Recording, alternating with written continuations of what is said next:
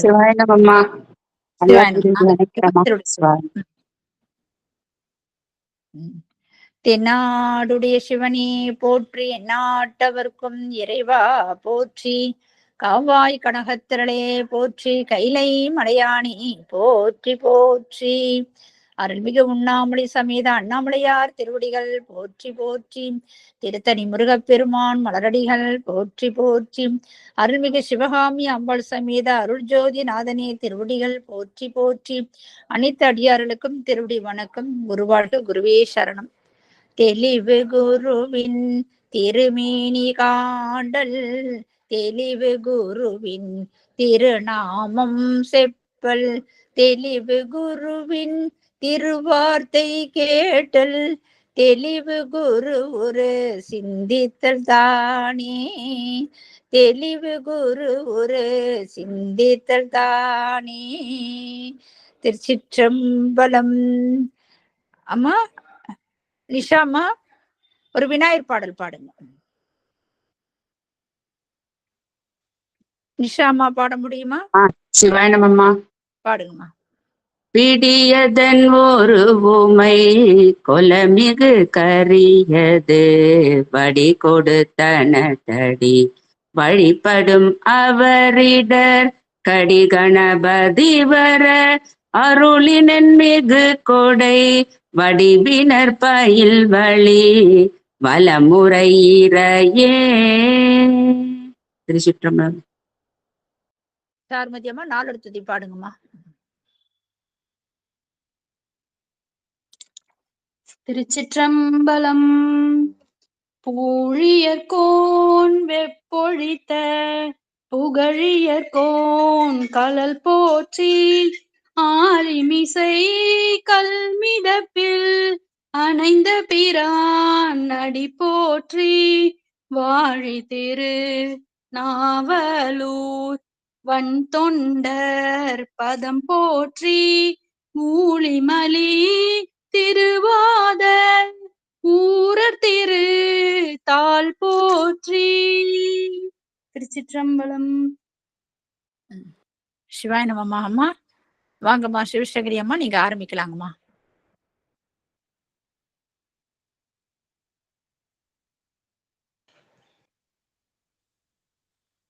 ஓம் நம சிவாய. திருச்சிற்றம்பலம்.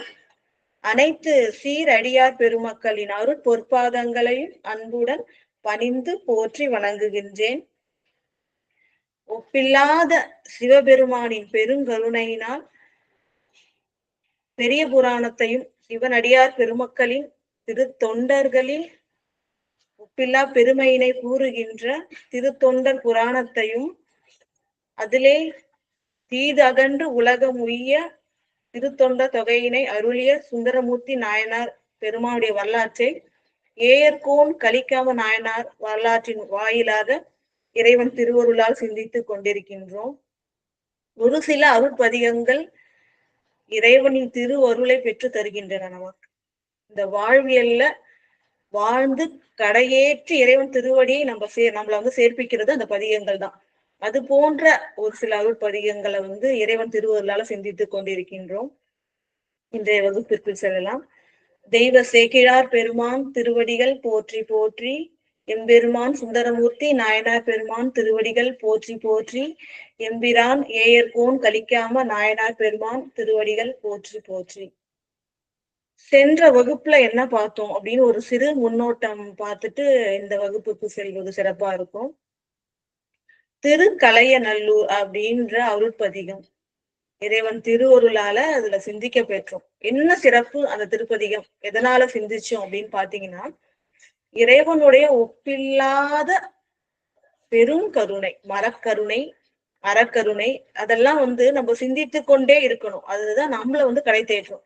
அதற்காக அந்த அருள் புராணங்கள், அது மெய்மை புராணங்கள் அப்படின்னு சேக்கிழார் பெருமான் சொல்லியிருக்காங்க. அதாவது மெய்ப்பொருளாகிய சிவபெருமானையே பொருள் என கொண்டது, நமக்கு மெய் நெறியை தருகின்றது. அது உண்மை புராணம், மெய்மை புராணம். அது கட்டு கதை அல்ல, கற்பனை கதை அல்ல. அது மெய்யாக நடந்தது அப்படின்றதுக்காக அது மெய்மை புராணம் சொல்றாங்க. அந்த புராணங்கள் பலவற்றையும் கொண்டதாக இந்த திருசோற்றுத்துறை இருக்கிறது, அந்த திருக்கலையநல்லூர் இருக்கிறதுனால அந்த திருக்கலையநல்லூர் அந்த பதிகத்தை வந்து இறைவன் திருவருளால் சிந்திக்க பெற்றோம். சென்ற வகுப்புல வந்து 6வது பாடல்ல இருந்து சிந்திச்சோம். அது ஒரு சிறு முன்னோட்டம் பார்த்துடலாம். அதாவது சிவபெருமானே பரம்பொருள் என்று உணராத தக்ஷனுடைய அந்த வேள்வி, அந்த தீய வேள்வியை வந்து சுவாமி வீரபத்திரரை கொண்டு அழித்தார். கொண்டு அழித்து அந்த தீமையான அந்த வேள்வியில் பங்கேற்ற தேவர்களின் எந்தெந்த பகுதிகள் குற்றம் செஞ்சதோ அந்த பகுதிகளை அழிக்கிறாங்க. அதுதானே சிறப்பு இல்லையா? இப்ப சண்டேஸ்வர நாயனார் பாருங்க, இவ்வளவு சிறப்பு. ஏன்னா சின்ன வயசுலயே அவர் ஓதாமல் உணர்ந்தவர். அதனால தந்தை என்ன பண்ணுவாரு, சிவ பூஜைக்குன்னு வச்சிருந்த அந்த பால் குடங்களை காலால உதைப்பார். அப்ப காலை என்ன பண்ணுவாரு, வெட்டுவார் இல்லையா? எந்த குற்றம் செய்த உறுப்பு அதைதான் நம்ம வந்து தண்டிக்கணும். அப்பதான் அந்த குற்றம் நீங்கி நன்மை அடைவார்கள். அப்ப வந்து அந்த என்னென்ன தேவர்கள் என்னென்ன தீங்கு செய்தார்களோ அந்த தக்ஷன் வேள்வியில அந்த தீமைக்குரிய பாகங்களை செருத்து தண்டித்து அவர்களுக்கு அருள் செய்தார் இறைவன் அப்படின்னு சொல்லிட்டு அத்தகைய சிறப்பை வந்து 6வது பாடல்ல சொல்றாங்க. 7வது பாடல் பாத்தீங்க அப்படின்னு சொன்னா, இலங்கையர்கோன் ஆகிய ராவணன் அவன் வந்து தன்னுடைய வலிமை பெரியதுன்னு நினைக்கிறான் இல்லையா? ஆணவம். இறைவன் தேர்ந்து மிகப்பெரிய வலிமை நமக்கு கிடைச்சிருக்கு, அப்ப இறைவன் எவ்வளவு பெரியவன் அப்படின்ற அகந்தையினால அது உணராது என்ன பண்ணான்னா, திருக்கைலாய மலையையே பெயர்த்தெடுக்க நினைத்தான். அப்படி வந்து அவன் வந்து தலையிலேந்து எல்லா கைகள் எல்லாத்தையும் உள்ளார விட்டு எடுக்கும்போது சுவாமி என்ன பண்ணார், ஒரு விரல் தன்னுடைய திருவடியிலேருந்து கட்டை விரலோட நுனி பாகம் தான், அதுவும் வந்து மலையில வச்சு ஊன அவன் அலறினான் இல்லையா? இந்த அவனுக்கும் அருள் செய்கின்றார். முக்கோடி வாழ்நாளும் சந்திரகாசம் அப்படின்ற வாளும் அலறதுனால அந்த ராவணன் அப்படின்ற நாமமும் புஷ்பக விமானமும் அருளினான் இறைவன் அப்படின்னு சொல்லிட்டு அந்த 7வது பாடல்ல ராவணனுக்கு அருளிய அந்த பெருமையினை வந்து போற்றி சொல்றாங்க. அடுத்தது 8வது பாடல் இல்லையா? இறைவன் வந்து முழுமுதற் சுடராக திருமாலும் பிரம்மனும் தானே பெரியவர் அப்படின்னு சொல்லிட்டு அகங்காரத்தால, திருமால்னாலே மாலும் சொல்லுவோம், மயக்கம் பொருந்தியவர், அவர்ல இருந்து உருவான நாபி கமலத்திலேருந்து உருவானதால பிரம்மனும் உண்மை நிலையை அறியாம தாங்கள் தான் பெரியவர்னு போரிடும் பொழுது அவங்களோட மயக்கத்தை தீர்ப்பதற்காக ஜோதி ஸ்தம்பமாக இல்லையா, நிர்மல ஜோதி ஸ்தம்பமாக சுவாமி வந்து உலகங்களுக்கும் நின்றார், உலகம் கடந்து நின்றார். அப்படி நின்று அவங்க வந்து அப்பதான் வந்து தமக்கு மேல ஒரு பொருள் இருக்கு அப்படின்னு உணர்ந்து திரு 5 எழுத்து ஓதி இறைவனின் அருள் பெற்றாங்க. இது ஞான சம்பந்த பெருமான் வாழ்வு. அந்த அருள் வரலாற்றை வந்து 8வது பாடலையும் சொல்றாங்க. அடுத்தது 9வது பாடல்ல முருகப்பெருமான், கந்த சுவாமி ஆகிய முருகப்பெருமான் வந்து இந்த தாரகாசுரன் அப்படின்ற அசுரன் அவனை அழிப்பதற்காக இறைவன் தன்னுடைய நெற்றிக் கண்ணில் இருந்து உருவாக்கினார். முருகப்பெருமானை உருவாக்கி அடியவர்களுக்கு அருள் செய்யும். எப்படி விநாயக பெருமான் இல்லையா, தனது இடர் வழிபடும் அவர் இடர் கடி கணபதி, தன்னுடைய திருவடிகளை வணங்குபவர்களுடைய இடர்களை எல்லாம் களைபவர். இது போல உலகில் உள்ள துன்பத்தை தருகின்ற நோய்களை களைபவர். அதற்காகவே இறைவனும் இறைவியும் அந்த யானை உருக்கொண்டு உட்பவித்தனர் அப்படின்னு சொல்றாங்க. அப்ப வந்து அது போன்ற வந்து அரக்கனை போரில் வல்ல அரக்கர்கள்னாலே வலிமை கொண்டவர்கள், போர் திறம் உடையவர்கள், ஜெயிக்கணும் அப்படின்றதுக்காக முருகப்பெருமானை படைத்தவர், அந்த பொருளை படைத்த இறைவன் வந்து காமன் இல்லையா 5 மலர் அம்புகள் வைத்து அந்த காமன் வந்து இறைவனையே என்ன பண்ணுவான், ஆட்படுத்தணும் அப்படின்னு நினைப்பான் இல்லையா? இறைவன் திருவடியை வணங்கி அவங்க விண்ணப்பம் செய்திருந்தாலே அது நடந்திருக்கும். அறியாமை காரணமாக இல்ல விதியினாலே என்ன ஆச்சு, காமன் வந்து மலர் அம்புகளால வந்து இறைவனை தாக்கன்னு சொல்லக்கூடாது, மலர் அம்புகளை அவன் ஏவ இறைவனுடைய நெற்றி கண்ணால் பொடி பொடி ஆனான் இல்லையா? அப்புறம் அவன் மனைவியாக ரதி வேண்ட அவளுடைய கண்ணுக்கு மட்டும் தெரிவான் அப்படின்னு இறைவன் அருள் செய்தார். அதனால்தான் அனங்கன்னு பேர். அதாவது அங்கம்னா உடல் உறுப்புகள், அனங்கன்னா உடல் உறுப்புகள் மத்தவங்களுக்கு தெரியாது. மத்தவங்க பார்வைக்கு காமன் வந்து தெரிய மாட்டான், மன்மதன் தெரிய மாட்டான், தன்னுடைய மனைவிக்கு மட்டும் தெரியும். இப்ப அந்த காமனை விழித்த அந்த பெருமை அந்த பாடல் வந்து 9வது பாடல்ல சொல்லப்பட்டிருக்கு. அதுக்கப்புறம் வந்து பிரம்மன் அந்த இந்த பிரளய காலத்துல நடந்த விஷயம் சொன்ன இல்லையா, மீண்டும் பிரளய காலம் முடிந்து மீள உலக உயிர்கள் உற்பத்தி ஆகணும்ன்றதுக்காக பிரம்மன் ஒரு குடத்தை உயிர்களின் அந்த வித்துக்கள், அமிர்தம், புராணங்கள், வேதங்கள்லாம் போட்டு என்ன பண்றார் அப்படின்னு சொன்னா பூஜித்து உயிர்களை மீளவும் உற்பத்தி செய்கின்றார். அந்த அவருடைய தொழிலுக்கு அருள் செய்த இறைவன் அப்படின்னு சொல்லிட்டு 10வது பாடல் அது சொல்கின்றது. இவ்வாறு 11வது பாடல்ல பிரம்மனுடைய சிரம் கிள்ளியது, பிரம்மனுடைய அகங்காரம் உடைய அந்த தலையை சுவாமி கிள்ளினார் இல்லையா, பைரவராக கிள்ளினார், அதுவும் நுனியாலே கிள்ளினார் இல்லையா, கிள்ளி அவனுடைய அகந்தையை அடக்கியது. அதுதான் 11வது பாடல்ல சொல்லப்பட்டிருக்கு. அப்புறம் நம்ம பெரிய புராணத்துல ஒரு சில பாடல்கள் பார்த்தோம் சென்ற வகுப்புல, அதையும் இப்ப முன்னோட்டத்துல பாத்துருவோம். அதாவது குடமுக்கு இப்ப சொன்னோம் இல்லையா, உயிர்கள் பழைய காலத்துக்கு பிறகு உற்பத்தி ஆகணும்ன்றதுக்காக பிரம்மன் செய்து அந்த குடத்தை உடைத்து அந்த உயிர்களை எல்லாம் வெளியேற்றி இறைவன் மீள உலகத்தை உற்பவிக்க அருள் செய்தான். அந்த குடம், அந்த திருக்குடம் இருந்த இடம் திரு கும்பகோணம், உடஞ்ச இடம். அந்த திருக்குடமுக்கு வலஞ்சுழி இது போன்ற சிவஸ்தலங்களை எல்லாம் வணங்கி கொண்டு அடுத்தது அவர் என்ன பண்றாரு அப்படின்னு சொன்னா திருநல்லூருக்கு வருகின்றார். அதுவும் சொல்லும் போது எப்படின்னா, நாவுக்கு அரசனுக்கு இல்லையா, இறைவன் தன்னுடைய திருமுடியை சூட்டி அருளிய தலம். அவர் திருசக்தி முற்றம் வரும்பொழுது அங்க இருக்கிற சிவகொழுந்தீஸ்வர்கிட்ட விண்ணப்பம் வைக்கின்றார். ஏனே உன்னுடைய கூற்றம் குமைப்பதன் முன் என்ன துன்பப்படுத்துவதற்கு முன்பாக உன்னுடைய திருவடியை என் தலைமேல் பொறித்து வை அப்படின்னு இறைவனுக்கு ஒரு விண்ணப்பம் வைக்கிறார். உடனே சுவாமி என்ன பண்றாருன்னா பெருங்கருணையோட திருநல்லூருக்கு வான் அருள் செய்கின்றார். அருள் செய்த வண்ணம் திருநல்லூருக்கு அவர் வணங்கும் பொழுது, வணங்கி எந்திரிக்கும் பொழுது உன்னுடைய நினைப்பதனை முடிக்கின்றோம் சொல்லிட்டு தன்னுடைய திருவடியை திருநாவுக்கரசு நாயனார் சிரசின் மேல் சூட்டி அருள்வார் இல்லையா, அந்த பெருமையை போற்றுகின்றார். அந்த பெருமையை தன்னுடைய பதிகத்தில் சுந்தரமூர்த்தி நாயனார் வைத்து போற்றி அடுத்தது திருச்சோற்றுத்துறை சென்று வணங்குகின்றார். அது நம்ம சொன்னோம் சென்ற வகுப்பிலேயே சப்தஸ்தான தலங்கள் ஒன்று. இன்னும் சிறப்பு என்ன அப்படின்னு சொன்னா, இந்த பதிகங்கள்லாம் யார் ஓதுகின்றார்களோ அவர்களுக்கு நன்மை பயக்கும். இந்த பதிகம் சுந்தரமூர்த்தி நாயனார் பெருமையார் அவருடைய பதிகத்தோட பெருமை அது இறைவனுக்கு மகிழ்ச்சியை தருகின்றதா. அத்தகைய லாபம் இறைவனுக்கே அந்த மகிழ்ச்சியை தருகின்ற பதிகங்களை பாடி அருளினார். அத்தகைய பதிகத்தை திருச்சோற்றுத்துறையில் சென்று பாடினார் அப்படின்னாங்க. அது எனக்கு ரொம்ப அந்த பதிகத்தை பத்தி அதோட விளக்கம் சொல்லணும் அப்படின்னு சொல்லிட்டு ஒரு உந்துதல். அது சொல்லலாமா வேணாமா, ஏன்னா 2 வகுப்பு கடந்துருச்சேன்னு யோசிச்சேன், ஒரு வகுப்பு வச்சேன்னு சொல்லிட்டு. சரி, இன்னைக்கு அந்த திருச்சோற்றுத்துறை அந்த பதிகத்தோட அருள் விளக்கம் இறைவன் திருவருளால் சிந்திப்போம்.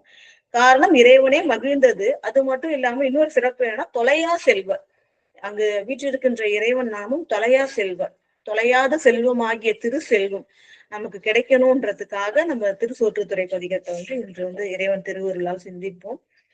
இந்த அழல் நீர் ஒழுகி அணைய அப்படின்ற பதிகத்தை பாடி அருளுகின்றார். அதற்கப்புறம் திருக்கண்டியூர் செல்கின்றார்.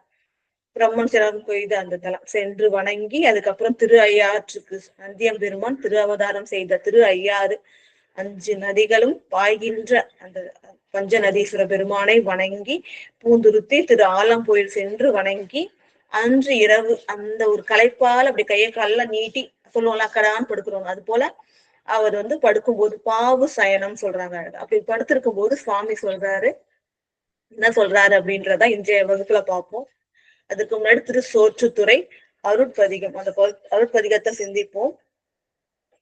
7ஆம் திருமுறை எல்லாரும் கொஞ்சம் எடுத்துக்குங்க. அப்படி இல்லாதவங்க போன்ல saivam.org அப்படின்னு இருக்கும், அந்த ஆப் எல்லாரும் வச்சிருப்பீங்க. அதை ஓபன் பண்ணி 7ஆம் திருமுறை திருச்சோற்றுத்துறை எடுத்துட்டீங்கன்னா பாத்துக்கலாம். என்னோட வாய்ஸ் மட்டும் கேட்கும், நீங்க பதிகத்தை அப்படியே பார்த்து படிச்சுக்கணும்.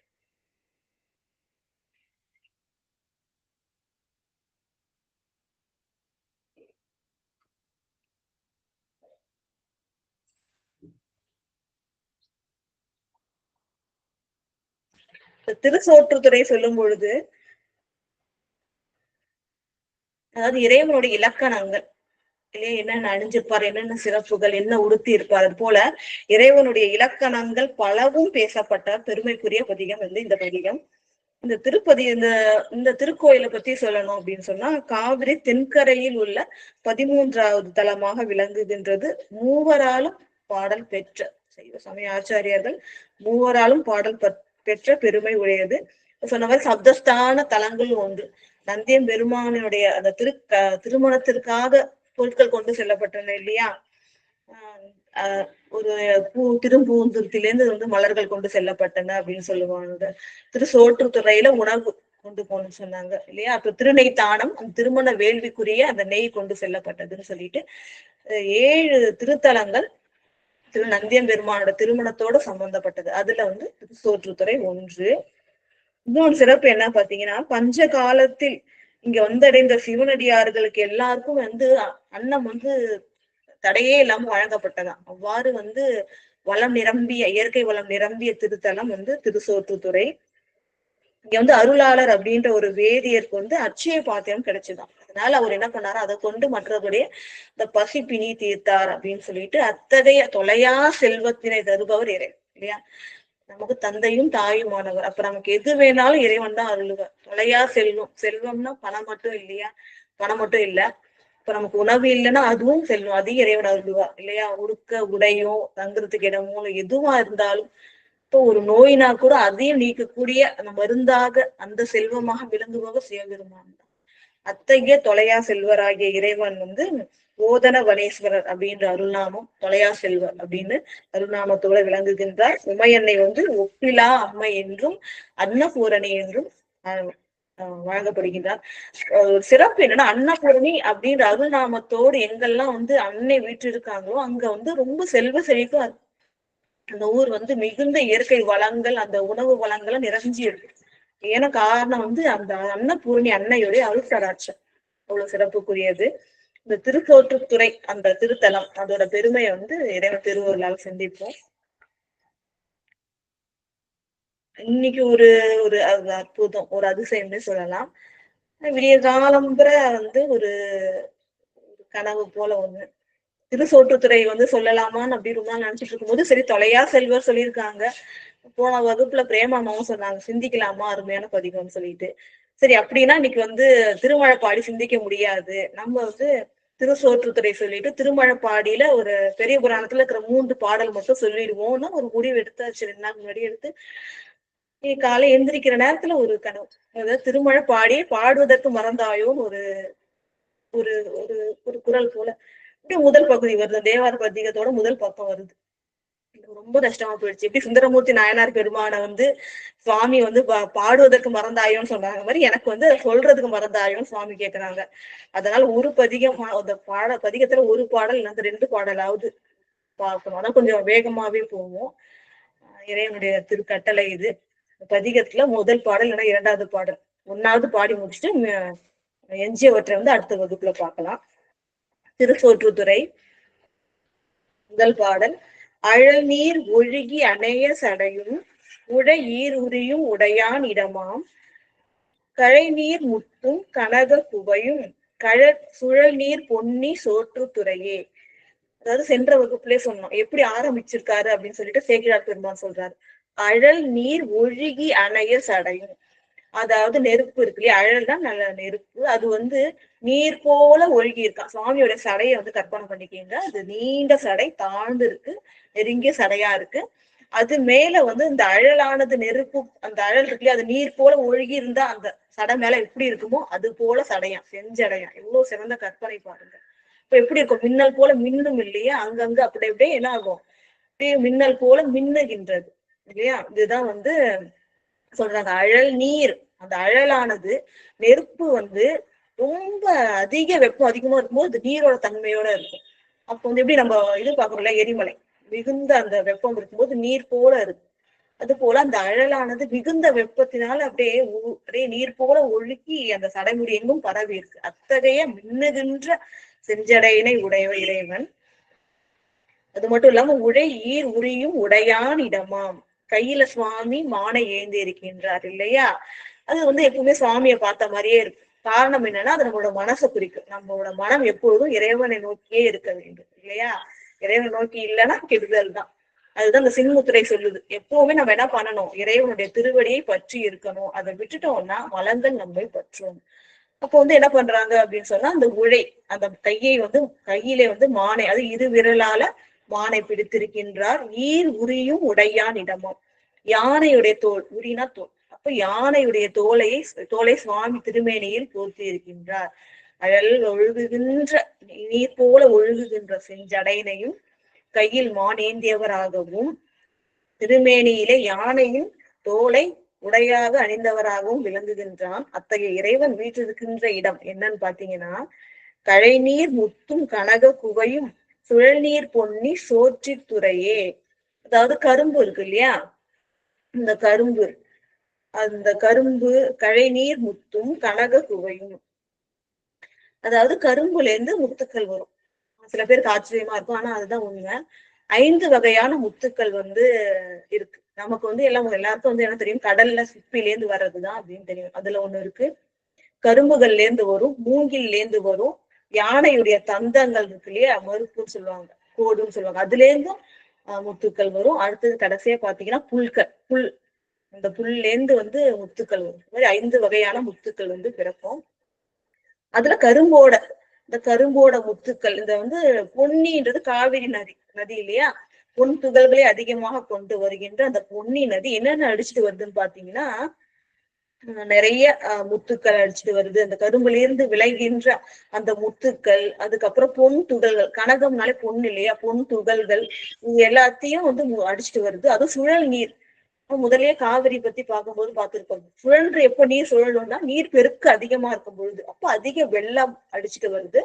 அந்த வெள்ளத்துல அந்த சுழல் ஏற்படுது. எதெல்லாம் அடிச்சுட்டு வருதுன்னு பாத்தீங்கன்னா, இந்த கரும்போட முத்துக்கள், அதுக்கப்புறம் கனக துகள்கள், இது எல்லாத்தையும் அடிச்சுட்டு வருகின்ற அந்த பொன்னி எங்க இருக்குன்னா திருச்சோற்றுத்துறையில் வளமாக்கி செல்கின்றது. அத்தகைய திருச்சோற்றுத்துறையில் இறைவன் சிறப்புடன் வீற்றிருக்கின்றான் அப்படின்னு சொல்றாங்க. 2வது பாடல், பண்டை வினைகள் பரிய நின்ற அண்ட முதல்வன் அமலன் இடமாம் இண்டை கொண்டு அன்பு இடையராத தொண்டர் பரவும் சோற்றுத்துறையே. பண்டை வினைகள் பரிய நின்ற அண்ட முதல்வன், அதாவது பண்டை வினைகள் அப்படின்னு சொல்றாங்க, அதாவது மூல கண்மங்கள் முதலாகிய பழ வினைகள். இன்னும் சிறப்பா சுருக்கமா சொல்ல போனா நிறைய வினைகள் நிறைய சேர்த்து வச்சிருக்கோம் நம்ம. அதுல என்ன பண்ணுவாங்க அப்படின்னு சொன்னா, சுவாமி எல்லாத்தையும் ஒன்னா வச்சு தாங்க மாட்டாங்கன்னு சொல்லிட்டு கொஞ்சோண்டு மட்டும் இந்த பிறவிக்கு போல கொடுப்பாங்கன்னு வச்சுக்கோங்க. இது பெரும்பாலானவருக்கு இதுதான். அடியார்களுக்கு அது வேறு வகை. இறைவனே என்ன பண்ணுவாரு, எல்லாத்தையும் கூட்டி கழிச்சு பார்த்து ஒரே பிறவி 2 பிறவியும் முடிக்க வைப்பாங்க. இதற்கப்புறம் செய்கின்ற செயல்கள் அவங்களுக்கு ஆகாமியமாக ஏறாத வண்ணம் என்ன பண்ணுவாங்க, சுவாமி தன் செயலாக கொண்டு வருவார். இது ஒரு பெரிய அதிசயம், அற்புதம். ஏன்னா இதுக்கப்புறமா நம்ம வினைகள் செஞ்சுட்டு தான் இருப்போம். அப்போ அடியார்கள் ஆனாலும் அந்த வினைகளை தன் செயலாக இறைவன் கொண்டு வருவான். அதுதான் சிறப்பு. இது அடியார்களுக்கு மட்டும்தான், மற்றவர்களுக்கு கிடையாது. அப்ப அடியாராக பார்க்கணும். அப்ப இறைவன் என்ன பண்றாருன்னா, பழைய வினைகள் இல்லையா, அந்த நிறைய பழைய வினைகள் சேர்த்து வச்சிருக்கோம், அது எல்லாமே மிக விரைவாக அழிப்பாராம் சுவாமி. அத்தகைய பெருமைக்குரியவர். அவ்வாறு பரிய நின்றனா மிக விரைந்து அழிக்கின்ற, அதெல்லாம் கழிக்கின்ற இறைவன்.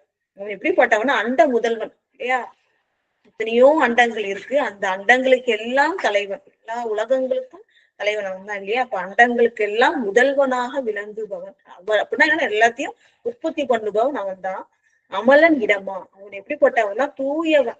மலம்னாலே தெரியும் அழுக்கு, அமலன்னா மலங்களால் பற்றப்படாதவன், அதனால் மலங்களை நீக்குபவன் இல்லையா. நம்ம சொல்லும் பொழுதே நம்மளுடைய மலங்கள்லாம் நீங்கும். அத்தகைய புண்ணிய மூர்த்தி அவன். அதனாலதான் அவனோட புகழை பாடிக்கொண்டிருக்கின்றோம். நினைக்கும் பொழுதே சொல்லும் பொழுதே அந்த பாவங்கள் எல்லாம் கழியும், நம்முடைய பாவங்கள் எல்லாம் கழியும். அத்தகைய அமலன் வீற்றிருக்கின்ற இடம் இது. இண்டை கொண்டு அன்பு இடையராத தொண்டர் பரவும் சோற்றுத்துறையே. இண்டை நிறைய அர்த்தம் சொல்லியிருக்காங்க. தாமரை பூ அப்படின்னு சொல்லியிருக்காங்க. மாலை வகை, திருமுடியில சாத்துகின்ற அந்த மாலை வகை இண்டைன்னு சொல்றாங்க. அடியார்கள்லாம் பல வகையான மாலைகளை அன்பினால புனைந்து சுவாமிக்கு சூட்டுகின்றார்கள். அத்தகைய அன்பர்கள் எப்படி இருக்காங்கன்னா, அன்பு இடையறாம இருக்கும். அதுதான் சிறப்பு. அன்பர்கள்லாம் எப்படி இருக்கணும் அப்படின்னு சொன்னா, எப்போது இறைவன் பால் அன்பு இருக்கும். எந்த செயல் இருந்தாலும் அது இறைவனை சார்ந்துதான் இருக்கும். அப்படிதான் இருக்கணும். அன்பருடைய செய்கை அப்படிதான், இறைவனை சார்ந்துதான் இருக்கணும்.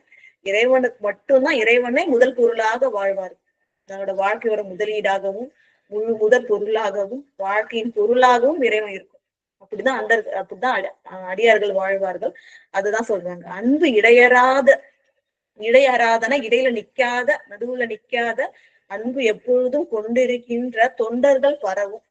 அப்படி எப்போதுமே அன்பு கொண்டிருக்கின்ற அடியார்கள் இல்லையா, இறைவனுக்கு ரொம்ப பிடிச்சது நீரும் பூவும். அப்ப என்ன பண்ணுவாங்கன்னா, இத்தகைய இண்டை மாலைகளை சூட்டி, மாலை வகைகளை இறைவனுக்கு அன்போடு சூட்டி விளங்குகின்ற அடியார்கள்லாம் புது சோற்றுத்துறையில இருக்கிறாங்க. அத்தலத்துல சிறப்புடைய இறைவன் வீற்றிருக்கின்றான், புனிதனாகன்னு சொல்றாங்க. 3வது பாடல். கோல அறவும் கொக்கின் இறகும் மாலை மதியும் வைத்தான் இடமாம் ஆளும் மயிலும் ஆடல் அழியும் சோலை தருநீர் சோற்றுத்துறையே. அதாவது கோல அறவும் கொக்கின் இறகும், நம்ம எல்லாம் பொன்னாலான மாலைகள், முத்தாலான மாலைகள் அணிஞ்சிருப்போம். சுவாமி என்ன பண்றாங்க, ஆபரணங்களாக அரவத்தை அணிந்திருக்கின்றான். அப்ப கோல அழகுடைய அரவங்கள் பார்க்க பல பலன் இருக்கு, ஆனா உள்ளாரதான் அதுக்கு விஷம். அது என்ன, சுவாமி என்ன பண்றாங்க அப்படின்னு சொன்னா, அந்த கோல அரவம், அதாவது அந்த விஷத்தை கூட என்ன பண்றாங்க, அந்த விஷமுடைய அந்த நாகத்தையே ஆபரணமாக இறைவன் அணிந்திருக்கின்றான் அப்படின்னு சொல்றாங்க.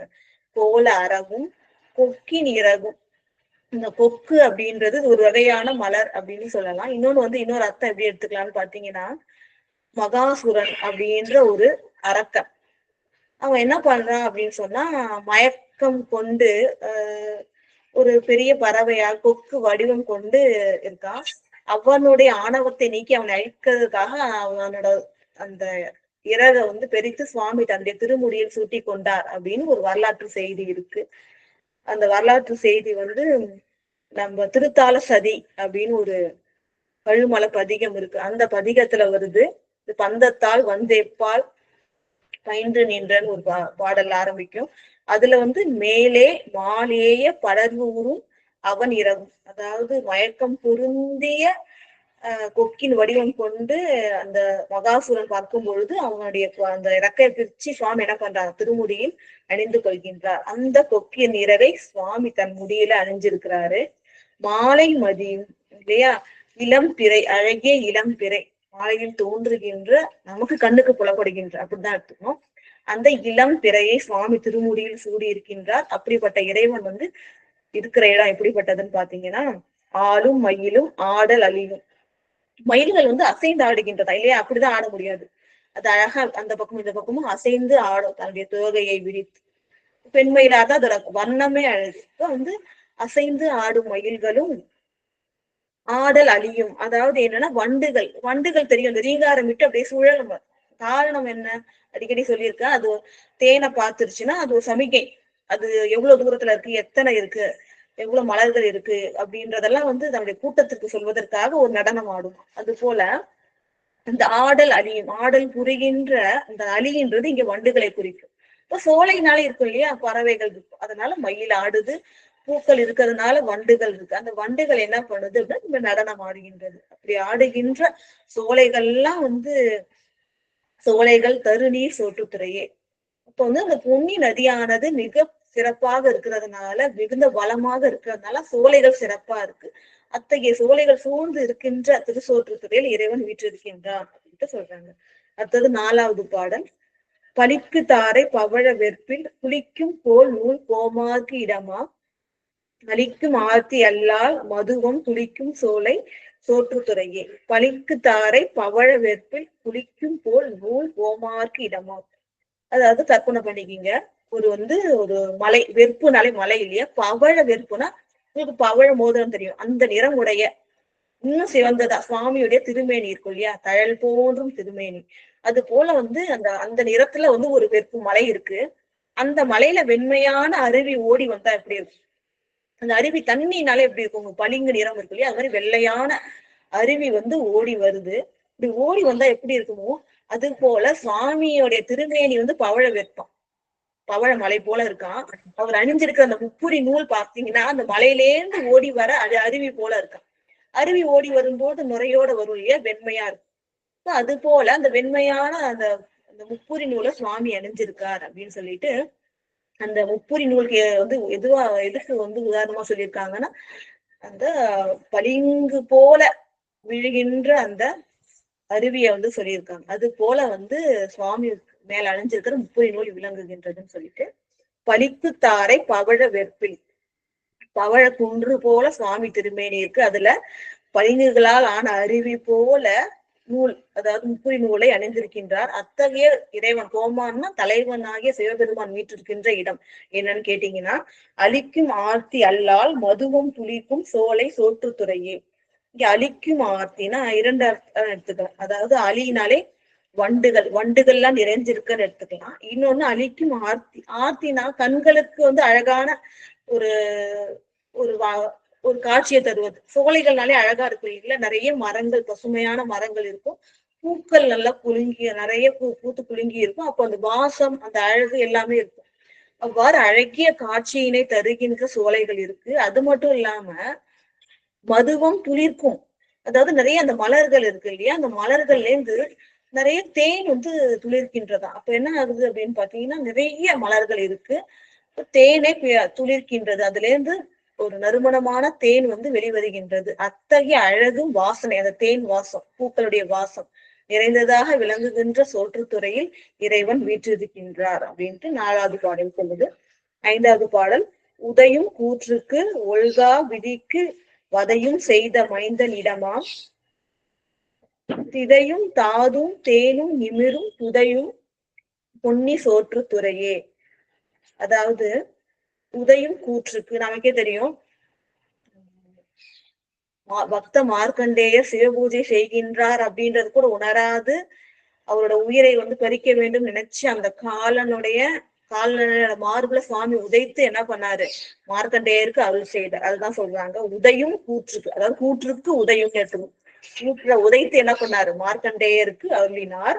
ஒல்கா விதிக்கு வதையும், ஒல்காதன தலை வணங்காத அப்படின்னா பிரம்மன் என்ன பண்ணா, நம்ம சொன்னோம் இல்லையா, 5 முகம் கொண்டிருக்க 4ம் இறைவனை துதிக்க, 1 மட்டும் என்ன பண்ணுது, இறைவனை வணங்கவில்லை, அவதூறு பேசியது. அப்ப அதனால அவன் படைக்கின்ற உயிர்களுக்கு அந்த தீமை ஏற்பட்டுரும். சுவாமி என்ன பண்ணாரு, அந்த ஒல்கா வணங்கா தலையை மட்டும் கிள்னார் இல்லையா, அதுதான் ஒல்கா விதி. விதினா இங்க விதியை உயிர்களுக்கு எழுதுகின்ற பிரம்மன்.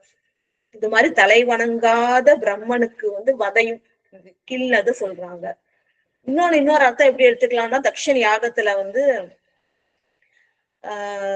தக்ஷன் யாகத்தையும் இங்க குறிப்பிட்டு சொல்லுவாங்க. அந்த விதிக்கு தக்ஷன் யாகத்துல பங்கு பெற்றதுனால வதை செய்தது அதையும் சொல்லுவாங்க. இன்னொன்னு பிரம்மன் சிரம் கிள்ளதை இதுக்கு ஒப்புமைப்படுத்தி சொல்லுவாங்க.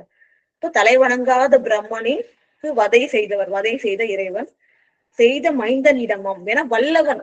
இப்ப ஏன்னா என்ன, பிரம்மனுக்கும் மேலான தலைவன், பிரம்மனுக்கும் காலம் உண்டு, எல்லா உயிர்களையும் அழிக்கக்கூடிய ஆற்றல் மிக்க அந்த கூற்றுவனையும் தண்டிக்கக்கூடிய வல்லமை உடையவர் இல்லையா, மிருத்யுஞ்செயர் சுவாமி. உமையன்னை இறைவனுடைய பெருமையை சொல்லும் போது என்ன சொல்லுவாங்க, அவர் சுடலையாண்டின்னு எல்லாம் சொல்றாங்க. ஆனா அவர் தான் என்ன, மிருத்யுஞ்செயர். மிருத்யுஞ்செயர்னா மிருத்யுவை வென்றவர் இல்லையா, காலன். அவன்தான் காலனும், அவன்தான் சுவாமி. எல்லா உயிர்களுக்கும் காலத்தை வகுத்ததுனால காலன் சொல்றோம், அவர்தான் காலன். காலனையும் ஜெயித்ததுனால காலன் அப்படின்னு சொல்றோம். அத்தகைய இறைவன் மைந்தனா வல்லமை உடைய இறைவன் வீற்றிருக்கின்ற இடம். திதையும் தாதும் தேனும் நிமிரும் புதையும் பொன்னி சோற்றுத்துறை. இதுல ஒவ்வொன்றுமே சோலையோட பெருமை சொல்றாங்க. நம்ம சென்ற பதிகம் கலைநல்லூர்லயே பார்த்தோம் இல்லைங்களா, பண்ணு பதிகம் அப்படின்னு சொன்னா இறைவன் அரசாளுகின்ற பகுதி, அதனால இறைவனுடைய பெருமையும் சொல்லணும். அங்க அவர் அந்த அரசாளுகின்ற அந்த நாடு, அந்த ஊரோட பெருமையும் சொல்லணும். அதுதான் சிறப்புக்குரியதா இருக்கும். அதனாலதான் இங்க இறைவனுடைய பெருமையும் அந்த திருப்பதி, இறைவன் வீற்றிருக்கின்ற பதியோட பெருமையும் போற்றி சொல்றாங்க. திதையும் தூதும், அதாவது செறிவா இருக்கான், அந்த மலர்கள் நிறைய பூத்து இருக்குன்னு சொன்னேன். அது என்ன செறிவு, என்ன அதிகமா அடர்த்தியா இருக்குன்னு பாத்தீங்கன்னா தாது. நமக்கே தெரியும் இல்லையா, நிறைய மகரந்தங்கள் இருக்கும், அது இனப்பெருக்கத்துக்காக இறைவன் படைப்பு அது. அப்ப நிறைய தாதுக்கள் நிறைஞ்சி இருக்கு. தேனும் இல்லையா, நிறைய புது மலர்கள், அன்றன்று பூத்த மலர்கள்ல நிறைய தேன் பெய்யும், அதாவது துளிர்க்கும். தேன் இருக்கு, நிறைய தாதுக்கள் இருக்கு, நிமிரும். அப்ப நிறைய வண்டுகள் வருது, அது உண்பதற்காக வண்டுகள் வருகின்றது. இந்த வண்டுகள் துதைகின்றதுன்னா என்னன்னா படிகின்றது, அந்த மலர்கள்ல படிந்து அந்த தேனை உண்கின்றது. இவ்வாறு இந்த காட்சிகள்லாம் நிறைந்த சோலைகள் கொண்டதாக அந்த பொன்னி நதி ஓடுகின்ற சோற்றுத்துறை விளங்குகின்றது. இவ்வளவு சிறப்பான அழகு பாருங்க. இந்த சோலைகள் இருக்கு, அதுல நெருக்கமாக பூக்கள் இருக்கிறதுனால தாதுக்கள் நிறைய இருக்கு, தேன் இருக்கு, பருகிற வண்டுகள் இருக்கு. அந்த வண்டுகள் துதைகின்றது. இங்க எப்படி நம்ம சொல்லணும்னா, இறைவன் திருவடியில் மனம் துதைந்து இருக்க வேண்டும், அடியார்கள் திருவடியில மனம் துதைந்து இருக்க வேண்டும். முக்கியமா 63 நாயன்மார்கள் தொகையடியார், அவங்க திருவடியில நம்மளுடைய மனமானது துதைந்திருக்க வேண்டும், தலையானது துதைந்திருக்க வேண்டும். இதுதான் அதோட அர்த்தமே. துதைந்திருந்தால் நமக்கு தொலையா செல்வராக சிவபெருமான் அருள் செய்வார். அதாவது 6வது பாடல். ஓத கடல் நஞ்சினை உண்டிட்ட பேதை பெருமான் பேலும் இடமாம், சீத புனல் உண்டு எரியை காலும் சூத பொயில் சூழ் சோற்று துறையே. அதாவது ஓதம்னா அலைகள், கடல்ல அலைகள் இருக்கும். அப்ப அலைகளை உடைய இந்த கடலில் எழுந்த நஞ்சினை, இல்லையா, பார்க்கடலிருந்து எழுந்த நஞ்சினை உண்டிட்ட பேதை பெருமான் பேணும் இடமாம். சுவாமியை போய் யாராவது பேதைன்னு சொல்றாங்களா? அவருக்கு தெரியாதது ஏதாவது இருக்கா? ஏன் பேதைன்னு சொல்றாங்கன்னு பாத்தீங்கன்னா, இது 2 சொல்றாங்க. உமை எண்ணெய் ஆகிய அந்த பேதைன்னு சொல்லுவாங்களே, பெண்ணை பேதை, பெண்ணுக்குரிய பருவத்துல பேதைன்ற ஒரு பருவமும் அடங்கும், இல்லையா? பேதை, பெரும்பை, மங்கை, அறிவை, தெரிவை இதெல்லாம் சொல்லுவோம், பேரிளம் பெண். அதே போல அதுல பேதை உமையன்னையை ஒரு பகா கொண்டதுனால பேதைன்னு சொல்லலாம். இன்னொன்னு என்னன்னா, ஒரு ஆழகால நஞ்சு, அந்த நஞ்சை போய் யாராவது சாப்பிடுவாங்கல்ல, சாப்பிட்டு மத்தவங்களுக்கு போய் அமுதத்தை கொடுக்குறாரு. இது கூட தெரியாம இருக்காரு பேதை பெருமான் அவர். அதாவது அவர் இகழ்வது போல புகழ்வது. தலைவன் அவர் எல்லாத்தையும் காப்பாற்றக்கூடியவர். அவர் இப்படி செய்யலாமா? இல்லையா? தான் போய் என்ன பண்றார்? நஞ்சை உண்டு உயிர்களுக்கு எல்லாம் அமுதம் நீந்தவர் அப்படின்னு சொல்லிட்டு இறைவனை போற்றுகின்றார். அவ்வாறு அலைகள் கொண்ட அந்த கடலிடை எழுந்த நஞ்சினை உண்டிட்ட பேதை பெருமான், தனக்கென நன்மையே தேடிக் கொள்ளாத இறைவன், தனக்கு என்னன்னு வச்சிருக்காரு எல்லாத்தையும் கொடுத்துருவார், இல்லையா? அத்தகைய கருணாமூர்த்தி அவர். அத்தகைய பேதை பெருமான் பேணும் இடமாம், அவரின் வீட்டிருக்கின்ற இடம். பேணும்னா விரும்பி வேணும்னா விரும்பி எங்க வீட்டில் இருக்கிற பதி அது. அந்த பதியோட சிறப்பு பாத்தீங்கன்னா, சீத புனல் உண்டு எரியை காலும் சூத பொயில் சூழ் சோற்றுத்துறையே. அந்த சோற்றுத்துறையை சுத்தி நிறைய என்ன மாந்தோப்பு இருக்கான். சூதம்னா மாமரங்கள், நிறைய மாந்தோப்பு இருக்கான். அது என்ன பண்ணுதுன்னா, சீத புனல் உண்டு, ஆற்றங்கரையோரும் இருக்கு. அது என்ன பண்ணுது, அந்த குளிர்ச்சியான தண்ணீரை அந்த பொன்னி நதி உண்டு எரியை காலும். 2 அர்த்தம் எடுத்துக்கலாம். அதாவது எரினா இந்த தீயை போன்ற தளிர்களை மரங்கள் துளிர்க்கின்றதுன்னு எடுத்துக்கலாம். இன்னொன்னு தீனாலே ஆக்சிஜன், காற்று, இல்லையா? மரங்கள்னால என்ன பண்ணும், பிராணவாயுவை வெளியிடும். நம்ம அதனாலதான் உயிர்கள் இது வாழுதுன்னா, தாவரங்கள் எவ்வளவு அடிப்படை முக்கியம் காரணம்னா, உயிர் வாழ தேவையான அந்த பிராணவாயுவை செடி கொடிகள் தான் நமக்கு தருது. அப்ப அந்த புனலை உண்டு என்ன பண்ணுது, ஒரு சிறப்பான இது ஒண்ணுமே இல்லை. இது சயின்ஸ் படி பார்த்தோம்னா, தண்ணி H2O சொல்லும். 2 மூலக்கூறு ஹைட்ரஜனும் 1 மூலக்கூறு ஆக்சிஜனும். அதை பிரிச்சு என்ன பண்ணுது, அந்த ஆக்சிஜனை மட்டும் நமக்கு கொடுக்குது. ஏன்னா நமக்கு சுவாசிக்க தேவைன்னு சொல்லிட்டு. எவ்வளவு ஒரு அறிவியல் நுட்பத்தை இதுல சொல்லியிருக்காங்க பாருங்க. அந்த சீத புனல் உண்டு தண்ணியை சாப்பிட்டு அதை பிரிச்சு நமக்கு தேவையான ஆக்சிஜனை கொடுக்குதான் உயிர் வாழ்றதுக்கு. அத்தகைய சிறப்பு பொருந்திய அந்த சோற்றுத்துறையில் இறைவன் வீற்றிருக்கின்றார். அடுத்தது இறந்தார் என்பும் 7வது பாடல். இறந்தார் என்பும் எருக்கும் சூடி புறங்காட்டு ஆடும் புனிதன் கோயில், திறந்தார் சுற்றம் திரு என்று இன்ன துறந்தார் சேரும் சோற்றுத்துறையே. அதாவது இறந்தவர்களுடைய என்பு, இங்க இறந்தவர்களுடைய என்புனா யாரை எடுத்துக்கணும் அப்படின்னு சொன்னா, திருமாலும் பிரம்மனும். அவர்களுக்கும் காலம் இருக்கு. அந்த காலம் முடிஞ்ச உடனே அந்த போஸ்டிங்க்கு வேற ஒரு உயிர், அதுக்கு தகுதியுடைய உயிர் திருமாலாகவும் பிரம்மனாகவும் நியமிக்கப்படுவார். அப்ப முதல்ல இருந்தவங்களோட மண்டையோட தன்னுடைய சுவாமி அந்த மண்டை ஓட்டோட கோத்துப்பார். அப்ப அதுதான் இறந்தவர்கள் சொல்லணும். அப்ப அந்த பிரம்மன் விஷ்ணுவோடைய தலையை தன்னுடைய தலைகளையே மாலையாக அணிந்திருக்காருல, அந்த கோத்துக்கிறார். அப்படிப்பட்ட என்பு அணிந்தவர் எருக்கம்பூவை தன்னை திருமுடியில் சூடி இருப்பவர், புறங்காட்டு ஆடும் புனித இடமா. புறங்காட்டுல யார் இருப்பா? சுவாமி தான் நடனம் ஆடுவார். ஏன் பேய் கூட்டங்களோட ஆடிட்டு இருக்கார் பாருங்க சுவாமி. ஏன்னா அந்த பேய் கூட்டங்கள் உயிர்களுக்கு துன்பம் செய்யக்கூடாதுன்ற கருணையினால சுவாமி என்ன பண்றாரு, அதுங்களோட ஆடிட்டு என்டர்டைன் பண்றாரு. அதுங்க நமக்கு துன்பம் தரக்கூடாது. சுவாமி எது செய்தாலும் கருணை தான், உயிர்கள் பால் உள்ள கருணை. அந்த உயிர்களுக்கும் பேய்களுக்கு கூட அருள் செய்கின்றார் பாருங்க. ஏன் ஒரு புறங்காட்டாடும் புனிதன், ஏன்னா புனிதன் அவர் புண்ணிய மூர்த்தி. அவரோட புனிதம் இவ்வளவுதான் சிறப்புன்றது நம்ம அறிவுக்கு எட்டினவரையும் இறைவன் திருவருளால சொல்லலாம் தவிர முழுவதுமாக உணர்ந்தார் யார், சொல்றது யார், இல்லையா? அத்தகைய புனிதன் இடம் இந்த திருத்தலம். சிறந்தார் சுற்றம் திரு என்று இன்ன துறந்தார் சேரும் சோற்றுத்துறை. இதுதான் சிறப்பு. அதாவது எந்த உயிர் ரொம்ப இது நுட்பமான விஷயம், ஆனா அதுதான் உண்மை. இறைவன் திருவடியை சேருகின்ற அந்த உயிர்களுடைய வாழ்க்கை ரொம்ப வித்தியாசமா இருக்கும். எல்லா பற்றுகளும் விட்டு நீங்கிடும். பற்று விட்டு நீங்கிறாதான் எப்படி சொல்லுவாங்கன்னா, ஒரு புளியம்பழம் இருக்கு இல்லையா, அது அது நல்லா முத்தி இருந்துச்சுன்னா அது ஒட்டாது, அந்த ஓட்டோட தனியா வரும் இல்லையா. அது போல மற்ற எல்லா பற்றுக்களையும் நீங்கி இருந்தாலும் தானாக இறைவன் திருவருளால் நீங்கிடும். அப்படி பற்றுக்களையும் நீக்கிறவங்க இறைவன் திருவடி சேர்வதற்கான அந்த தகுதியை பெற்றவர்களாவார்கள். அவர்கள் வணங்குகின்றது திரு சொட்டுத்துறை. அவங்க என்னெல்லாம் விளக்குறாங்கன்னு பாத்தீங்கன்னா, சிறந்தார் சுற்றம் திரு செல்வம். திருனா எல்லா வகை செல்வங்களும் அப்படி இருந்தாலும் அது மேல பற்று இல்லாம இருப்பாங்க. அதெல்லாம் தெரியும் அவங்களுக்கு. இதனால நமக்கு இறைவன் திருவருளால் நிகழ்கின்றது நான் இது மேல பற்று வைக்க கூடாது அப்படின்றது அவங்களுக்கு தெரியும். அதான் தாமரை இலை தண்ணீர் போலவே அவங்க இருப்பாங்க.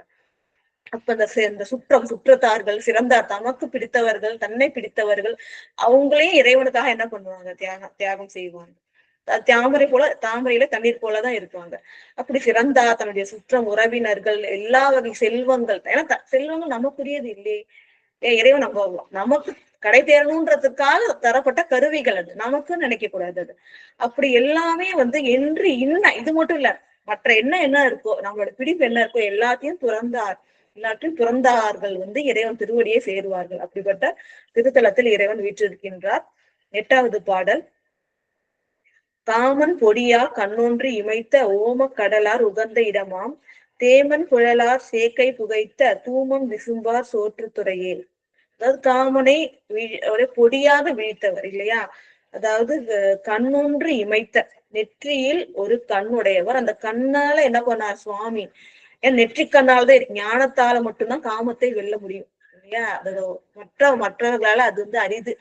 ஞானத்தால் மட்டும்தான் நம்ம என்ன பண்ண முடியும், இறைவன் திருவருள், அது ரொம்ப முக்கியம். இறைவன் திருவருளோட ஞானத்தினால் நம்ம காமத்தை வெல்ல முடியும் என்ற ஒரு உட்குறிப்பு தான் இங்க சொல்லிருக்காங்க. ஏன்னா சுவாமியே அதனால்தான் காட்டியிருக்காரு, ஞானத்தாலதான் காமனை வெல்ல முடியும். அப்ப அந்த நெற்றியில கண் இமைத்து அந்த காமனை பொடி பொடியாக்குறாரு சுவாமி இல்லையா. அந்த அளவுக்கு டெம்பரேச்சர் அதிகம் இல்லையா. நம்ம பார்த்திருக்கோம், இந்த இரும்பெல்லாம் கூட உருக்குவாங்க. அந்த அளவுக்கு ஒரு உயர்ந்த டெம்பரேச்சர், அதாவது அதிக சூடு இருந்தா அது உலோகம் கூட உருகும். அது போல மிகுந்த வெப்பத்தால அவன் உடலே சாம்பல் ஆக்கிறார், பொடி பொடி ஆக்கிறார். அப்படி பொடியாக்கிய கண்ணொன்று இமைத்த, கண்ணை இமைத்து என்ன பண்றார் சுவாமி, காமனை பொடியாக்கு என்றார். அவர் என்ன பண்றாருன்னா, ஓமக்கடலார் உகந்த இடமாம். இந்த ஓமக்கடல் என்ன சொல்றோம் அப்படின்னு சொன்னா, இந்த ஓமம் அந்தணர்கள் செய்வாங்கல்ல, வேதியர்கள், சிவ வேதியர்கள். இப்ப அதுல இருந்து எழுகின்ற அந்த தேவர்கள்லாம் என்ன பண்ணாங்க, அதுல அந்த ஓமத்துல இருந்து எழுந்து அந்த அவியினை ஏற்பாங்க. அது போல சுவாமி என்ன பண்றாராம், ஓமக்கடலார் உகந்த இடமாம். கண்ணை திறந்து என்ன பண்ணாரு, அந்த கண்ணுல இருந்து வருகின்ற அந்த ஜுவாலையினால காமனை எரிச்சாரு. எப்படி ஓமத்திலேருந்து வந்த அந்த தேவர்கள் சுவாமி எல்லாருமே என்ன பண்ணுவாங்க, அந்த அவியை அவி வைப்பாங்க இல்லையா அந்த யாகத்துல, அதை உண்பது போல அந்த நெற்றி கண்ணை திறந்து அந்த நெருப்புனால என்ன பண்ணாரா, காமனை அவி உணவு உண்பது போல காமனை எரித்தார் நம்ம சிவபெருமான். அவர் எங்க வீற்றிருக்கார் அப்படின்னு சொன்னா, திருச்சோற்றுத்துறையில் வீற்றிருக்கின்றார். தேமன் குழலார். அங்க மக்களுடைய சிறப்பு. இதுவரையும் நீர் வளம் சொன்னாங்க, நில வளம் சொன்னாங்க, மக்கள் வளம் சொல்றாங்க பாருங்க. தேமென் குழலார், அழகிய குழல்களை உடைய பெண்கள். அவங்க மென்மையான குழல்களை கொண்டிருக்கின்றார்கள். மலர்களை நிறைய சூடி இருக்காங்க, தேன் துளிர்க்கின்றது. ஃப்ரெஷ்ஷா அன்று மலர்ந்த மலர்களை சூடி இருக்காங்க. அழகான கூந்தலை உடைய பெண்கள். அந்த பெண்கள் என்ன பண்றாங்கன்னா, சேக்கை புதைத்த பள்ளி அறை, நம்மளோட வீட்டுல வாசனை இல்லையா, வெள்ளிக்கிழமை நம்ம செவ்வாய்க்கிழமை தூபம் போடுவோம். அந்த சிறந்த வாசனை தூபம் அவங்க போடுறாங்க. அது என்ன ஆகுதுன்னா, விசும்பா சோட்டுத்துறை. அது எங்க பார்த்தாலும் வெளியில எல்லாம் நிறைஞ்சு இருக்கான். அத்தகைய அப்பதான் என்னன்னா எல்லார் வீட்லயும் அதை செய்யறாங்க, எங்கேயும் செய்யறாங்க. அவ்வளவு சிறப்பு பொருந்திய, அதாவது அந்த மங்களகரம் பொருந்திய பெருமைக்குரிய சோற்றுத்துறை அப்படின்னு அதோட பெருமையை சொல்றாங்க. அடுத்தது 9வது பாடல். இளையால் அன்பால் ஏத்தும் அவர்க்கு நிலையா வாழ்வை நீத்தார் இடமாம் தலையால் தாழும் தவத்தோர்க்கு என்றும் தொலையா செல்வ சோற்றுத்துறையே. அடியாங்க முதல்ல சொன்னது போல நீரும் பூவும் இலை இல்லையா, சுவாமிக்கு வில்வ இலைகள் ரொம்ப பிரியமானவை. அப்படி அன்போடு அதான் செய்யணும். சுவாமிக்கு பூஜைன்றது மிக மிக மிக இன்றியமையாதது. பூஜை மட்டும் இல்ல, எல்லாமே நம்ம இதுவும் செய்கின்ற இந்த சிவ வேள்வி, சிவஞான எழு பூஜைன்னு சொல்லுவோம். இறைவன் பெருமையை அதாவது நம்ம பேசணும், அதை கேட்கணும், அதை மனசுல சிந்தித்து வணங்கணும். இதுதான் வந்து முழுமை அடையக்கூடிய பூஜை. இந்த பூஜையா இருந்தாலும் அன்போடு செய்யணும், சொல்றவங்களும் அன்போடு செய்யணும், கேட்கிறவங்களும் அன்போட செஞ்சாதான் முழு பலன். அவ்வாறு அன்பால் அடியாவர்கள் வந்து இலைகளை சமர்ப்பித்து அர்ச்சித்து வணங்குவார்கள். அப்படி ஏற்று வணங்குபவர்களுக்கு நிலையா வாழ்வை நீத்தா இடமா, அதாவது நிலையே இல்லாத வாழ்க்கை இல்லையா, அதுதான் உண்மை. இந்த பிறவின்றதே கொடும் துன்பம். இப்படி இருந்தாலும் என்ன ஆயிடுச்சு, இந்த துன்பத்தை அனுபவிச்சுதான் ஆகணும். அப்ப இறைவனுடைய திருவடி ஆகிய பேரின்பத்தை அடையணும் அப்படின்றதுதான் ஒவ்வொரு உயிரோட குறிக்கும். இது அறியாமையே நிறைய உயிர்கள் வாழ்ந்து பிறந்து செத்து கொண்டிருக்கின்றது. அடியார் இறைவன் திருவருளால் அடியார் பெருமக்கள் உணர்ந்திருக்கின்றார்கள். அவ்வாறு அவங்களுக்கு நிலையா வாழ்வை நீத்தா இடமாம். அப்பதான் நிலையில்லாத வாழ்வை நீக்கிட்டாருன்னா அப்ப என்ன அர்த்தம், நிலையான பேரின்பம் தருகின்ற தன்னுடைய சிவலோகத்தை இறைவன் தந்தருகின்றார். இப்ப என்ன பண்ணும், அன்பால இறைவனை வணங்கணும், இலையால அர்ச்சிக்கணும். அதுதான் சொல்ற சிறப்பு. இறைவனை வந்து சிவ பூஜை செய்வதோட பெருமை அதுதான். ஏன்னா நிலையில்லாத வாழ்வை நீக்குவதற்கு ஒரு வழியை சொல்லியிருக்காங்க. இப்ப இறைவனுக்கு அன்போடு என்ன பண்ணணும், அர்ச்சனை செய்யணும், சிவ பூஜை செய்ய. நிலையா வாழ்வை நீத்தார் இடம், நிலையில்லாத இந்த வாழ்க்கையை நீக்கிட்டார். இப்ப நிலையான பேரின்ப வாழ்வாகிய சிவலோகத்தை அருளுகின்றார். அத்தகைய இறைவன் வீற்றிருக்கின்ற இடமாம். தலையால் தாழும் தவத்தோர்க்கு என்றும் இறைவன் எப்படி வணங்கணும், தலையால தாழ்ந்து வணங்கணும். நமக்கு மேலான பரம்பொருள். இப்ப தலையால அப்படி தாழும் தவத்தோர்க்கு, அதுதான் முக்கியம். இறைவனை எல்லாராலையும் வணங்க முடியாது, உள்ளத்துல இருத்த முடியாது. இறைவனை உள்ளத்துல அதுதான் அன்புன்னு சொல்றது. உள்ளத்துல நிறுத்தினாதான் அன்பு வரும், இல்லைன்னா வராது. இப்ப இறைவன் உள்ளத்தில் நிறுத்தணும், அன்பு செலுத்தணும். அதற்கு இறைவன் திருவருள் வேண்டும். அது எல்லாருக்கும் கை கூடாது. அதுதான் சொல்றாங்க, தலையால் தாழும் தவத்தோர்க்கு என்றும் தொலையா. அப்படி தலையால தாழ்ந்து அன்போடு வணங்குபவர்களுக்கு என்றும் தொலையா செல்வ சோற்றுத்துறையே. அப்படிப்பட்ட வணங்குபவர்களுக்கு தொலையாத செல்வராக எப்போதும், அப்படின்னா என்ன, எப்போதும் கைவிடாமல் காக்கின்ற செல்வராக. தொலையாதன்னு அதுதான், எப்போதும் கைவிடாமல் காக்கின்ற செல்வராக சிவபெருமான் திருசோற்றுத்துறையில் வீற்றிருக்கின்றார். காரணம் அவர் பேர் தொலையா செல்வர். சுற்றா தருநீர் சோற்றுத்துறையுள் முற்றா மதிசேர் முதல்வன் பாதத்து அற்றார் அடியார் அடிநாய் ஊரன் சொல்தான் இவை கற்றார் துன்பு இடரே. அதாவது சுற்றார் தருநீர் சோற்றுத்துறையில், அதாவது சோற்றுத்துறைய சுத்தி இருக்கு. அந்த பொன்னி நதியானது இந்த சோற்றுத்துறை அப்படின்ற திருப்பதியை சூழ்ந்து இருக்கின்றது. சுற்றார் தருநீர், அந்த நீர் நிலையானது இத சுத்தி இருக்கு. அப்படிப்பட்ட சோற்றுத்துறையில சுவாமி வீற்றிருக்கார். எப்படி வீற்றிருக்காருன்னா, முற்றா மதிசேர் முதல்வன் பாதத்து. முற்றாதன இளமையான வெண்பிறையினை மதியினை சேர் முதல்வன் பாதத்து, தன் திருமுடியில் சேர்த்திருக்கின்ற முதல்வன், யாவற்றுக்கும் தலைவன் ஆகிய சிவபெருமான் பாதத்து. அற்றார் அடியார் அடிநாய் ஊரன், அதாவது அற்றார் அடியார்னா வேறுபற்று எல்லாவற்றையும் நீக்கிய அடியார்களுக்கு வந்து சுந்தரமூர்த்தி நாயனார் பெருமான் அடியாராம். இவ்வளவு சிறப்பு சொல்லியிருக்காரு பாருங்க. இதுதான் ஒரு சிறப்பு. அதாவது மற்றொரு பற்று எதுவும் இல்லாம சுவாமியை நினைக்கணும். அப்படி யாரெல்லாம் நினைக்கிறாங்களோ அவங்களுக்கு நான் அடி நாய் போன்றவன் இந்த ஆரூரன்னு சுந்தரமூர்த்தி நாயனார் பெருமானே சொல்லியிருக்காரு. அது எவ்வளவு பெரிய விஷயம் பாருங்க. அப்படிப்பட்ட இறைவன் பாதத்துல அற்றார். ஏன்னா இறைவன் இதுக்காக சொல்றாங்க, இறைவன் பாதத்தை வணங்கினாதான் மற்ற பற்றுக்கள் நீங்கும். அப்ப இறைவனுடைய பாதத்தை வணங்குபவர்கள் அற்றார், மற்ற பற்றுகளை அற்றவர்களாக விளங்குகின்றார். அத்தகைய அடியாருக்கெல்லாம் அடி நாய் ஊரன், நாய் போன்று ஈழ்ந்தவன் ஆகிய இந்த ஊரன் ஆகிய நான் எல்லா பற்றுகளையும் விட்டவர்கள் அடியார்களுக்கு நான் அடியேன் அப்படின்னு சொல்றார். அடியேன் நான் சொன்ன சொல்தான் இவை கற்றார். அப்படிப்பட்ட நான் வந்து இந்த சொல்கின்ற இந்த சொற்களை கற்றவர்கள். நம்ம தெரிஞ்சுக்கிட்டோம் இல்லையா, நம்ம வந்து துன்பு இலரே, வாழ்க்கையில நன்மைதான் நமக்கு கிடைக்கும், துன்பு இலரே. அப்ப வந்து எவ்வளவு சிறப்பா சொல்றாங்க பாருங்க. மற்ற பற்றினை எல்லாம் விட வேண்டும், இறைவன் திருவடியில் பற்று கொண்டால் அடியார் பெருமக்கள் யாவரும் வணங்கக்கூடிய பெருமையை நாம் பெறலாம். அவரே சொல்றார், அப்படிப்பட்டவர்களுக்கு நான் அடியேன். யாரு? நாய் போன்றவன் ஆகிய ஊரன் நான் அடியேன் சொல்றாரு. என்னுடைய சொற்களை கற்றா துன்பம் இல்லாதவர்களாக விளங்குபவர்கள் சொல்லிட்டு அந்த தொலையா செல்வனை போற்றிய பதிகம் பார்த்தோம். இப்ப வந்து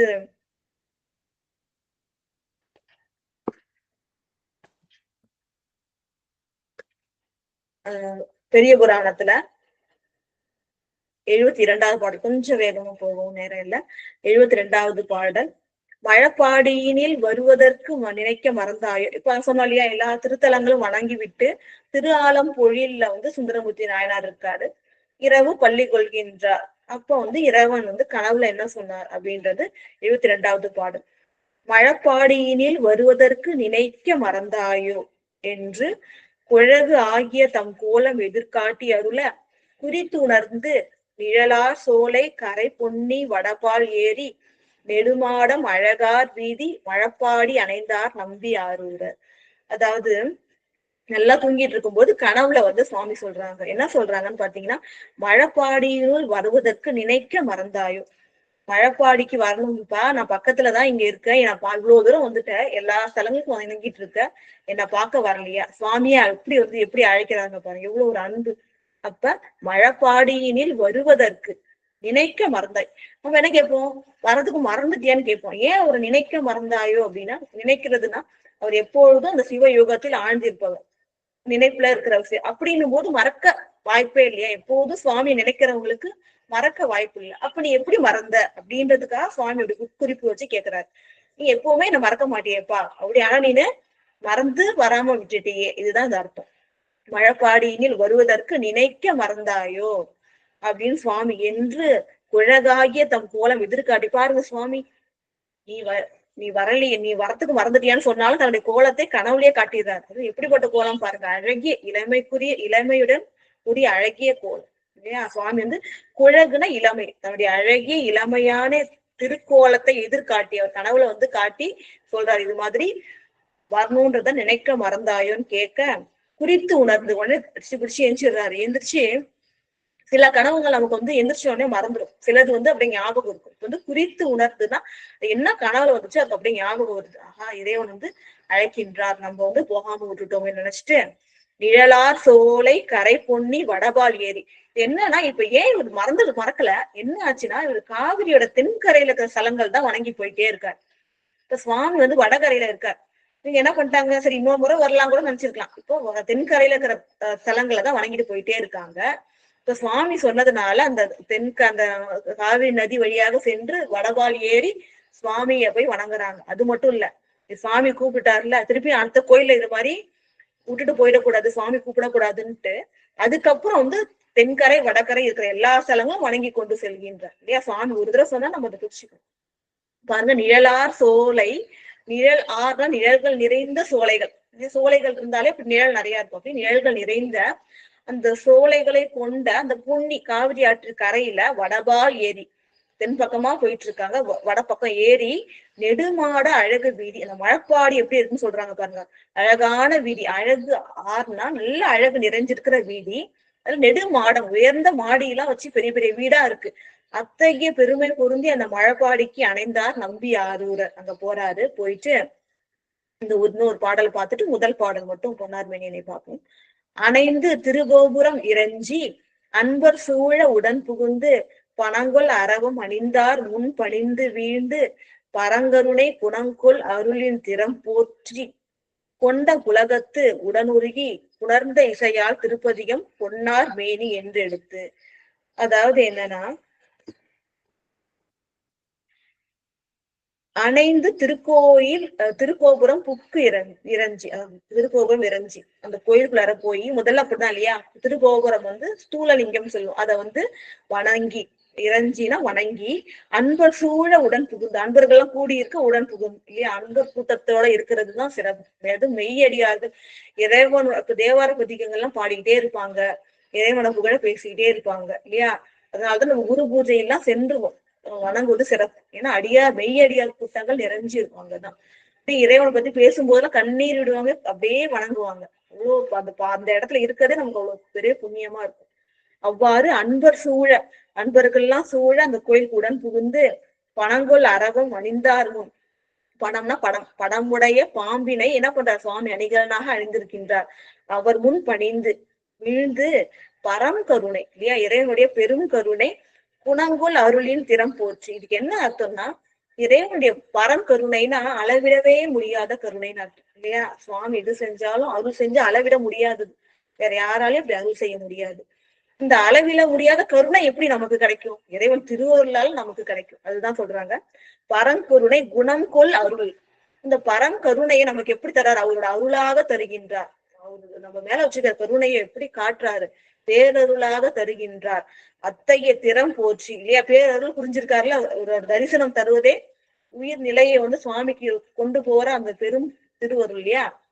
அப்போ அந்த இறைவனுடைய பெரும் கருணை திறத்தை போற்றி போற்றி என்ன பண்றாருன்னா, உலகத்துடன் அருள் செய்தது நினைச்ச உடனே உடம்பெல்லாம் என்ன ஆகுது? புல்லரிக்குதுன்னு சொல்லுவோம்ல, அது மாதிரி மயிர் பூச்செறிந்து உடன் உருகி அவரோட கருணையை நினைத்து, பேரருளை நினைத்து, உள்ளம் உருக உடல் உருகி புணர்ந்த இசையோடு புணர்ந்த திருப்பதிகம் பொன்னார் மேனியனே என்று எடுத்து பாடுகின்றார். ஏன் இந்த பதிகத்தை நம்ம சிந்திக்கணும் அப்படின்னு சொன்னா, எல்லாருக்கும் தெரிஞ்ச பாட்டுன்றது மட்டும் இல்ல, தன்னேர் இல்லாத பதிக மலர், அதாவது தனக்கு ஒப்புமை இல்லாத சிறப்புடையதுன்றாங்க. அதனால அவ்வளவு பெருமை பொருந்திய இந்த பதிகம் அப்படின்னு சொல்றாங்க. பதிகத்தோட முதல் பாடல் மட்டும் நம்ம பார்ப்போம். இன்னைக்கு வந்து வரலட்சுமி விரதம், நிறைய பேருக்கு வீட்டுல படைக்கிற வேலை, அதனால கொஞ்சம் வகுப்பு சீக்கிரம் முடிக்கலாம் அப்படின்னு நினைச்சிட்டு இருந்தோம்.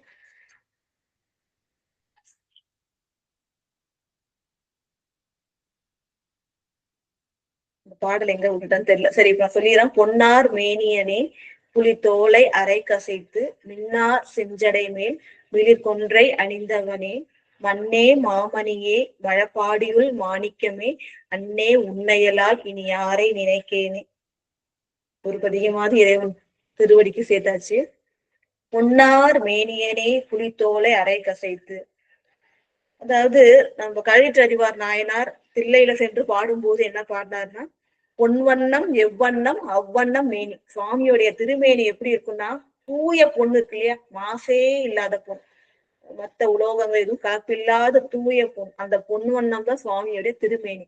ஞான ஸ்வரூபி இல்லையா, அதனால பொன் வண்ணம். அவருடைய சடை பாத்தீங்கன்னா புளிந்து இலங்கும், நல்லா மின்னும். அது எப்போதும் அந்த பெருமைக்குரியதாகவே இருக்கும். பொலிந்து இலங்குகின்ற மின்வண்ணம், மின்னல் எப்படி இருக்கும்? அவ்வண்ணம் மின்னல், அதாவது மின்வண்ணம் எவ்வண்ணம் அவ்வண்ணம் வீழ் சடை. அவரோட சடை பாத்தீங்கன்னா எப்படி இருக்குன்னா, அந்த மின்னல் இருக்கு இல்லையா, அந்த வண்ணம் எப்படி இருக்குமோ அதே போன்றதான் சுவாமியுடைய அந்த வீழ் சடை, கீழே விழுந்து வீழ்கின்ற அந்த சடை வந்து மின்வண்ணம் கொண்டதாக இருக்கும் சொல்லிட்டு பொன்வண்ண தந்தாதியில நம்ம கழிற்றடிவார் நாயனார் பெருமான் பாடுறாரு. நம்மள சிந்திச்சிருக்கோம். அதுதான் இங்க சொல்றாங்க. பொன்னார் மேனியனே, பொன் நிறைந்தது, அந்த அந்த செறிவோட அந்த தூய்மையோட அந்த ஒளியோட விளங்குகின்ற மேனியனே உடையவனே, பொன்னார் மேனியனே புலித்தோலை அரை கசைத்து, அரைனா இடையினார், புலித்தோலை இடையிலே அணிந்திருப்பவனே, புலித்தோலை அரை கசைத்து மின்னார் செஞ்சடை மேல், உன்னை நிகர்த்த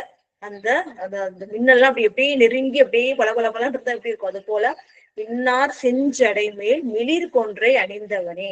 இங்க ஏன் மிளிர் சொல்றாங்கன்னா சிறப்பு. ஏற்கனவே வந்து மிளிர்கிறது செஞ்சடை மின்னல் போல, அதுல இன்னும் வந்து மிளிர்கின்றதான் பெருமை பொருந்தியதாக விளங்குகின்றது அந்த கொன்றை மாலை, அந்த கொன்றை மலர். ஏன்னா பிரணவ புஷ்பம் சொல்றோம் இல்லையா, அப்ப அந்த மின்னார் செஞ்சடை மேல் மிளிர்கின்ற கொன்றை அணிந்தவனே, மேலும் பிரகாசமாக விளங்குகின்ற கொன்றை அணிந்தவனே, மண்ணே மாமணியே, அதாவது என்னன்னா எல்லா யாவற்றுக்கும் ஆதாரமாக விளங்குபவன், ஐம்பூதங்களாக விளங்குபவன் அவன் தான். மாமணினா ஒப்பிட முடியாது, எல்லா மணிக்கும் ஒரு ஒரு மதிப்பு உண்டு இல்லையா, ஆனா இந்த மாமணிக்கு மதிப்பு கிடையாது. அப்போ மாமணியே மழப்பாடியுள் மாணிக்கமே, ஏன்னா சுவாமியோட பேர் வந்து அதுதான் வஜ்ரதம்பர் இல்லையா, வஜ்ரதம்பர் அப்படின்னு பேர் சொல்றோம், வைத்தியநாத சுவாமின்னு சொல்லுவோம். அப்ப வந்து மண்ணே மாமணியே மழப்பாடியுள் மாணிக்கமே அன்னே அன்னேனா உனக்கு கூப்பிடு, நம்ம சொல்லுவோம்ல பையா அம்மா கூப்பிடல, அன்னேன்றது விழிக்கிற சுவாமிய. அன்னே உன்னையலால் இனி யாரை நினைக்கேனே, உன்னை தவிர நான் வேற யாரும் நினைக்க போறேன், மறந்துட்டேன்னு சுவாமி சொன்னாரு, மறந்துட்டியான்னு. அப்ப என்ன சொல்ற, அதுக்கு பதில் நான் மறக்கல ஐயா, உன்னை இல்லாம யார நான் நினைப்பேன், ஏன்னா எப்போதும் இவர் சுவாமியை நினைச்சிட்டுதான் இருக்கிறார். அதனால அன்னே உன்னை அல்லால், உன்னை தவிர நான் வேற யாரும் நினைக்க போறேன், இனி யாரை நினைக்கேனே, இனி யாரையும் நான் நினைக்க மாட்டேன், உன்னைதான் நினைப்பேன், அதனால நான் மறந்துட்டேன்னு நினைக்காத ஐயா, உன்னை நினைச்சிட்டு இருக்கேன், திருவருள் புரி. திருவருள்னா என்ன அர்த்தம்? இறைவன் அன்போடு வணங்குவதற்கு திருவருள் புரிகிறோம் அப்படின்றது அர்த்தம். அது சிறப்பான அருட்பதியம். இந்த அளவுல வந்து நிறைவு செய்து அடுத்த வகுப்புல வந்து இந்த பதிகத்தோட பெருமை, அதுக்கப்புறம் வந்து திரு ஆனைக்காலாம் அவர் சென்று வணங்குகின்றார். அதுல வந்து இன்னும் என்னென்ன வாழ்க்கையில இருக்கிற அகசான்றுகள்லாம் சிறப்பா பொருந்தி பதிகங்கள்லாம் பாடுவார். அந்த பெருமை எல்லாம் வந்து வரும் வாரங்கள்ல சிந்திப்போம் இறைவன் திருவருளால் என்று கூறி, கேட்டுக்கொண்டிருக்கின்ற புனித பேரவை விதிமுறை உலகினில் விளங்கி வெல்கவே என வாழ்த்தி வணங்கி நிறைவு செய்கின்றேன். நன்றி, வணக்கம். ஓம் நம சிவாய. திருச்சிற்றம்பலம். சிவாய நமமா. மிக அருமையான ஒரு கருத்துமா. இந்த சோற்றுத்துறையை பத்தி முதல்ல அந்த தளத்தை பத்தி விளக்கம் எடுத்து கொடுத்தீங்க. ரொம்ப சிறப்பான ஒரு, அதாவது 7 ஊர் தலங்கள்னு சொல்லுவாங்க இல்லையா, அந்த 7 ஊர் தலங்களையும் தோற்றுத்துறை அந்த நந்தியம்பெருமானுக்கு வந்து திருமணம் நடக்கக்குள்ள அந்த 7 ஊர்ல இருந்து ஒவ்வொன்றும் எடுத்துட்டு வருவாங்கன்றது விளக்கம் எடுத்து கொடுத்தீங்க. அது வந்து சோற்றுத்துறையில அன்னம்பாடிப்பு, அங்க அம்மா பேரே அன்னபூர்ணிதான் அப்படின்ற கருத்து எடுத்து சொன்னீங்க. ரொம்ப அது என்னன்னா அப்பதான் நமக்கு புரியுது ஏன் சோற்றுத்துறை அப்படின்னா அந்த ஊருக்கு ஏன் பேரே வந்தது அப்படின்ற விளக்கம் ரொம்ப அருமையா இருந்தது. ஆனா அந்த ஒரு பஞ்சம் ஏற்பட்டப்ப கூட அந்த ஊர்ல மட்டும் அழியாது செல்லுமா அல்ல ஒரு அட்சய பாத்திரமே கிடைச்சது ஒரு அந்தனர் மூலியமா கிடைச்சு. அந்த விளக்கம் எடுத்து சிறப்பா கொடுத்தீங்கம்மா, ரொம்ப நல்லா இருந்தது. அடுத்ததாக ஒரு பாடலையும் விளக்கம் ரொம்ப அருமை. அந்த பாடல் ஒவ்வொன்றும் நம்ம சிந்திக்கணும். என்ன சோற்றுத்துறை பதிகம்லாம் ரொம்ப சிறப்பான ஒரு பதிகம். அம்மா வந்து ஏற்கனவே சொன்னாங்க. சரி இப்ப சொல்லுங்கம்மா. ஒன்னும் அழநீர், அப்பா அழகு என்ன அழகா சொன்னீங்க. அந்த அழநீர்னா என்ன, அந்த முத்து பிறக்க இடங்கள்லாம் சொன்னீங்க. மொத்தம் 5 அப்படின்னு சொன்னீங்க. அதாவது ரொம்ப கழைனா மூங்கில், அந்த மூங்கில்ல பிறக்கிறது மொத்தம் அருகம்புல்லு, அப்புறம் கடல் முத்து தான் நம்ம சொல்றோம். மூங்கிலையும் ஒரு முத்து பிறக்கும் அப்படின்றத அந்த விளக்கம் நிறைய எடுத்து கொடுத்தீங்கம்மா. சுந்தரமூர்த்தி சுவாமி கூட ஒரு பாடல்ல சொல்வார். இவரு திரு கழுக்குன்ற பதியத்துல கூட கழைகோள் முத்தம் தொழியும் தன் கழுக்குன்றம் வந்து 7ஆம் திருமுறையில கூட 9ஆவது பாடல்ல சொல்லப்படுகிறது. நல்லா விளக்கம் கொடுத்தீங்கம்மா. அடுத்தது 2வது பாடல்ல ஏன் அந்த பாம்பு நம்ம அந்த விளக்கம் 5 புலமுடி எப்படி நிறுத்தணும் அப்படின்றத அந்த 2வது பாடலையும் ரொம்ப அழகா விளக்கம் எடுத்து கொடுத்தீங்க. அப்புறமா 3வது பாடல் சிறப்பு. எல்லாமே நீங்க சிறப்பா தான் கொடுத்தீங்க. அந்த மொட்டுக்களை எப்படி சேகரிப்பாரு, அவர் எப்படி மாலைகள்லாம் கட்டுவாரு, அந்த பக்தி மாலை, கொண்ட மாலை, இப்படி எல்லாம் மாலை வகையெல்லாம் பத்தி சொல்லி அந்த எந்தெந்த நேரத்துல மாலையை சுற்றுவாங்கன்ற அந்த விளக்கம் சிறப்பான ஒரு கருத்துங்கம்மா. எனக்கு ஒண்ணு மட்டும் ஒரு சந்தேகம் இருந்தது, அதையும் கேட்கிறேன். ஏன்னா நேரம் இல்ல. அந்த அடுத்த பாடல் வந்து அந்த ஊரை விட்டு சிறப்பு சோற்றுத்துறை ஊர் எப்படி இருந்தது அப்படின்ற அந்த விளக்கம், அந்த ஆடுகின்ற மயில், வண்டுகள், நீரோட சோற்றுத்துறை, அப்படியே அந்த அந்த அந்த ஒரு விளக்கம் மட்டும் எனக்கு புரியல. அதாவது அந்த அரக்கனா அந்த மலர் சொன்னீங்கல்ல, எம்பெருமான் பாம்பையும் கொக்கின் இறகின்னு சொன்னீங்களா, அது ஒரே ஒரு முறை அது கடைசியில ஒரு விளக்கம் கொடுத்துருங்க. அது எனக்கு புரியல. அதுக்கப்புறம் இன்னொரு பாடல கூட எனக்கு ஒரு விளக்கம் வேணும், அதையும் நான் சொல்லிடுறேன். ஏன்னா 2த்தையும் நீங்க எடுத்துக்கங்க. 8வது பாடல்ல ஒரு விளக்கம் வேணுமா. 8வது பாடல்ல அந்த சோற்றுத்துறையில 8வது பாடல்ல ஒரு வரி வந்து என்னன்னா, ஓமக்கடலார் உகந்த இடமாம். அந்த ஓமக்கடலார்னா என்ன, காமன் பொடிய காமனை பொடி ஆக்கிட்டாரு. அந்த நெற்றி கடத்திருந்தே அவரு இப்போ இதா சாம்பலாக்கிட்டு, அதுக்கப்புறம் அம்பி அவங்க வேண்ட காமன் வந்து மற்ற கண்ணுக்கு தெரியாத விளக்கம் ஏற்கனவே சொல்லியிருக்கீங்க. இந்த காமன் கடலார் உகந்த இடமாம் அப்படின்னு அந்த ஒரு விளக்கம் மட்டும் சிறப்பா எனக்கு அடியனுக்கு கொடுங்க. அந்த இறந்தார் என்ற அந்த பாடல், அப்பா அழகு ரொம்ப நல்ல விளக்கமா எடுத்து கொடுத்து. இறந்தார்னா என்ன அப்படின்னு சொல்லிங்க. ஏன்னா மற்ற துறக்கணும். நம்ம காசியில போனா என்ன சொல்றோம், என்னமோ இழந்துதான் காசிக்கு போக்குல நம்ம போய் என்ன முக்தி கிடைக்கணும், காசியில போனா முக்தி கிடைக்கும். என்னத்தும் ஏன் எப்படி முக்தி கிடைக்குன்னா, எல்லாத்தையும் இழக்கணும். பற்று பாசம் எல்லாத்தையும் இழந்தாதான் நமக்கு அங்க முக்தி கிடைக்கும். நாம என்ன காசிக்கு போனா முக்தி கிடைச்சிரும் அப்படின்னு நம்ம சொல்றோம். அதெல்லாம் தவறான ஒரு கருத்துல நம்ம எல்லாம் காசி போயணும். எல்லாத்தையும் இழக்கணும், இழந்தாதான் முக்தி கிடைக்கும். அந்த வரலாற்று சிறப்பு இந்த பாடல் மூலியமா ரொம்ப அழகா எடுத்து கொடுத்தீங்க. அது காசிக்கு போனப்ப நான் உணர்ந்து அந்த போன அடியாரில விளக்கம் கொடுத்து அழைச்சின்னு போனோம். அப்ப அந்த பாடல்லையும் சிறப்பா ஒரு விளக்கம் எடுத்து கொடுத்தீங்க. அதுக்கப்புறம் வந்து அந்த 10வது பாடல்ல அப்பா சுற்றார், அதான் அடியார்ல எப்படி இருக்கணும், நம்பியார் அவர் சொல்றாரு இல்லையா, அந்த ஒரு பாடல். மத்த பாடல்லாம் எல்லாருக்கும் தெரிஞ்ச வரலாறு தான். சுற்றார் தருணிய சோற்றுத்துறையில் முற்றாமல்சன் முதல்வன் பாதத்தின், எப்படிப்பட்ட அடியார் பற்று. அந்த பற்றெல்லாம் அவர் என்ன நினைச்சாரு, அடியார்களத அடியாருக்கு நாய் போலும் என்று அந்த நம்பியார் ஒரு சொன்னார் இல்லையா. என்ன ஒரு சிறப்பான ஒரு கருத்து, எப்படிலாம் வாழ்ந்திருக்கிறாங்க அப்படின்றத நம்ம தெரிஞ்சுக்கணும். ரொம்ப அருமையான அந்த 10 பாடலும் விளக்கம் எடுத்து கொடுத்தீங்கம்மா. அது மட்டும் இல்லாம அந்த 72வது பாடல்ல அழகா மழபாடியில பா வர நினைக்கும் மறந்து விட்டாயோ அப்படின்னு ஒரு பெருமான் கேட்கக்குள்ள அவர் எப்படி இளமையான ஒரு கோலத்திலே வந்தாரோ, அந்த இளமையான கோலத்துல காட்டி அந்த தூங்கிட்டு இருக்குள்ள இந்த கனவு மூலியமா வந்து அந்த காட்டி. ஏன்னா நம்ம ஒரு தளத்துக்கு போவோம், மறந்துடுவோம். அந்த தளத்து வழியா தான் போவோம், அடிக்கடி தளத்து வழியா ஆனா போக மாட்டோம். என்ன மறந்துட்டியா அப்படின்னு நம்மள கேட்கிற மாதிரி இருக்கும். அந்த மாதிரி இன்னைக்கு அழகா எடுத்த அந்த மழபாடியில என்ன வர நினைக்க மறந்து விட்டாயோ என்று பெருமான் கேட்க, அந்த இளமையான கோலத்தையே காட்டி அந்த அந்த ஊருடைய சிறப்பையும் சொன்னீங்க. ரொம்ப சிறப்பா இருந்தது. அதுக்கப்புறம் அந்த பொன்னார் மேனியின் அழகான ஒரு பாடல். எத்தனை முறை கேட்டாலும் அந்த 7ஆம் அந்த பாடலை மறக்க மாட்டோம். அந்த மாதிரி அந்த பாடலுக்கும் ரொம்ப அருமையான, எளிமையா சொன்னாலும் அந்த பாடலுடைய கருத்து நல்லா அழகா எடுத்து சொல்லிட்டீங்க. இந்த பாடம் எல்லாருக்கும் தெரிஞ்ச ஒரு கருத்து இருந்தாலும் அதை வந்து அடியேன் வந்து அம்மாட்ட கேட்க விரும்பல. இந்த 2 பாடலுக்கு மட்டும் எனக்கு அடியனுக்கு ஒரு விளக்கம் கொடுத்துட்டு மற்ற அடியாருக்குள்ள வாய்ப்பு உண்டுங்கம்மா. சிவாயனம். 3வது பாடல்ல முதல் வரியே பாடல் முழுமையுமாமா? இல்ல அந்த அந்த பூ சொன்னீங்க இல்லம்மா, இன்னும் ஒரு விளக்கமா ஒரு பூ கொடுத்தீங்களே. அரக்கருகரல இன்னும் சொன்னீங்க, ஒரு பூ வந்து இன்னும் விளக்கம் கொடுத்தீங்க. கோமல் ஐயா வந்திருக்காங்கம்மா, அவங்க சொல்றாங்கம்மா. ஐயா வாங்க வாங்க ஐயா. ஐயா வந்து நான் கவனிக்கவே இல்லை. சிவசிவா வாங்க ஐயா. மிக சிறப்பாக வந்து விளக்கம் கூறினாங்க. உண்மையான பொருள்கள் எல்லாம் எடுத்து விளக்கம் சொன்னாங்க. இந்த 71வது பாடல்ல இந்த கண்டியூர் இருக்கு இல்லையா, இந்த கண்டியூர் வந்து தஞ்சாவூர் திருவையாரோட முதன்மை சாலையில ஒட்டி மேற்கு பார்த்த தலமாக இருக்கு. அந்த சாலைக்கு கீழ்ப்புறமாக மேற்கு பார்த்த தலம். அதுக்கு திருப்பந்தூருக்கும் திருத்திக்கும் இந்த கண்டியூருக்கும் இடையில தான் திரு ஆலம்புழல் இருக்கு. இது எல்லாமே வந்து தென்கரை தலங்கள். கண்டியூர், பூந்துருத்தி, திரு ஆலம்புழல். திரு ஐயாறு வடகரை தலம். அங்க ஆற்றை கடந்து திரு ஐயாரும் போய் திரு கண்டியூர் பணிந்து திரு ஐயாறு அதனை மேவி அப்புறம் வந்து ஆற்றை வந்து கடந்து தெற்கு பூந்துருத்தி வந்து அதுக்கப்புறமா கண்டியூருக்கும் பூந்துருத்திக்கும் இடையில உள்ள திரு ஆலம்புழல் அங்கேதான் வந்து பள்ளி கொள்றாரு. அப்போ வந்து வணங்குறாரு. ஏன்னா இந்த திருவையாற்றுல இருந்து ஒரு 4 கிலோமீட்டர் தான் இருக்கும். வந்து குறுக்க போனோம்னா 4 கிலோமீட்டர் இருக்கும். சென்னை முதன்மை சாலையில போய் மேலவும் வந்து மேற்க போனா நமக்கு திரு மழபாடி வரும். அப்பொழுது பழைய காலத்துல ஆற்றை அப்படி கடந்திருக்கிறார்கள். மகிழ்ச்சி. அடுத்து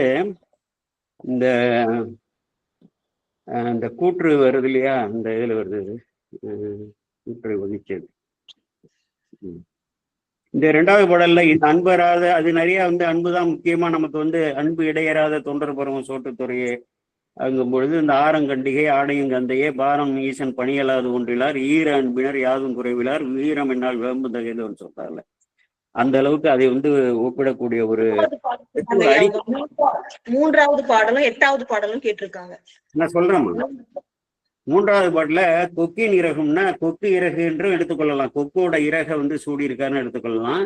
அவங்க சொன்னாங்க, சொல்லும் பொழுதே அந்த விளக்கம் சொன்னாங்க. கொக்கு, அதாவது கொக்கு வடிவு கொண்ட ஒரு அசுரன் இருந்தான். அவனை வந்து இறைவன் அழித்து அதன் அடையாளமாக அந்த இறகையை சூடி கொண்டார் என்று ஒரு புராண வரலாறு இருக்கிறது என்றுதான் அங்க நமக்கு வந்து நூல்ல வந்து எல்லாம் கொடுத்துருக்காங்க. மீதி அந்த பாடல். அடுத்தது என்ன கேட்டீங்க, ஓமக்கடலார் அந்த கேட்டீங்களா. ஓமக்கடல்னா வேள்விகளுக்கு தலைவன் சிவபெருமான் தான். சிவபெருமானை முன்னிலைப்படுத்தாம வந்து வேள்வி செய்தால் அது வந்து பாவம். அது போலதான் தக்கன் செய்த வேள்வி வந்து அழிக்கப்பட்டது. வேள்வி வந்து அதே புண்ணியமாக விளைந்தது என்று கூட வந்து சொல்லுவார்கள். அதனால பெருமானை தான் வந்து பண்ணணும். அந்த வேள்வியை தீயில போடணும் பார்த்தீங்களா, அந்த ஆகுதி பொருள், அதையெல்லாம் வந்து இறைவன் வந்து விரும்பி எடுத்துக்கொள்வார், ஏற்றுக்கொள்வார் என்பதற்கு ஒரே ஒரு பாடல் தான் திருமுறைகள்ல எங்க தேடினாலும் உங்களுக்கு கிடைக்காது. நமக்கு திருவேள்விக்குடியும் திருத்துருத்தியும் சுந்தரமூர்த்தி சாமிகள் தான் பாடியிருக்காரு. பதிகை 18 நட்டராகத்துல.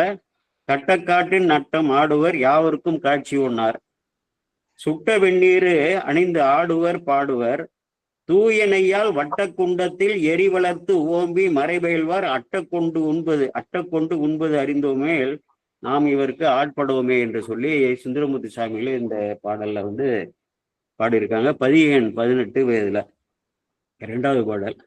என்ன பொருள்னா கட்டக்காட்டில் நட்டம் ஆடுவார், அது தெரியும் நமக்கு. யாவருக்கும் காட்சி ஒன்னாரு, பிறருக்கெல்லாம் காட்சி பிறருக்கு ஒன்னா பெருமான் நம்ம பார்த்துருக்கோம் திருமுறைத்தோடு.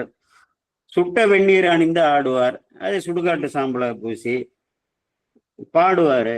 தூய நெய்யால் அது தூய நெய். வட்ட குண்டத்தில் அங்க சாமிக்கு நீங்க இப்போ பார்த்தீங்கன்னா இந்த யாகசாலைக்கெல்லாம் போனீங்கன்னா முதன்மையாக சுவாமிக்கு இருக்கிற இடத்துல வந்து வட்ட குண்டம் போட்டிருப்பாங்க. வட்ட குண்டத்தில் எரி வளர்த்து ஓம்பி அதை வந்து போற்றி மறை பயில்வார், அந்த மறைகளை ஓதக்கூடியவர்கள். அட்ட என்றால் கொடுக்க, ஏற்றுக்கொள்ளும்படி அங்கே கொடுக்க. கொண்டு உண்பது அறிந்தோமில், இதெல்லாம் போய் நீங்க ஏற்று சாப்பிடுவீர்கள், உண்பீர்கள் என்று நாங்கள் அறிந்தோம்னா உங்களுக்கு நாங்கள் ஆட்சி செய்ய மாட்டோம் என்று சொல்லி எதிர்மறையாக சொல்றாரு. நாங்கள் உங்களுக்கு அடிமைதான் என்று சொல்லி அந்த அதுதான் அந்த ஓமக்கடலாறு என்று சொல்லி அப்படிப்பட்ட வந்து வேள்வியில வந்து வேதாகம வேள்விகள் வந்து செய்தால் இந்த 5 பூதங்களும் அதற்கு வந்து அதான் கற்றாங்க எரிவோம்பி களியை வாராமே செற்றார் என்று சொல்லி தில்லையிலே பாடியிருக்கார். அம்பரமாகி அழல் உமையில் புகையின் ஆகுதியால் மழை பொழியும் உம்பர்கள் ஏத்தும் ஓமமாம் பொழியூர் உடையவர் வடதலியே அதுவே என்று சொல்லியிருக்கார். கலிகடி அந்தனர் என்று சொல்லியிருக்கார். மண்ணில் பெருவேள்வி வலதி புகையினாலும் விண்ணில் புயல் காட்டும் வீழி மேலேயே, எல்லாம் ஞானசமுத்திரருடைய கருத்து. அதனால இந்த ஹோமம் செய்வது, இந்த வேதாகம வேள்விகள்லாம் செய்வது மிக மிக முக்கியம். அதனாலதான் திருப்பாசுரத்துல வாழ்க அந்தனர் என்று தொடங்கி இந்த வேள்விகள் எல்லாம் மல்க வேண்டும். அந்த வேள்விகளை எல்லாம் அந்த அந்தனர்களை எல்லாம் வந்து காக்க வேண்டியது அரசனின் கடமை, அவன் ஓங்க வேண்டும்.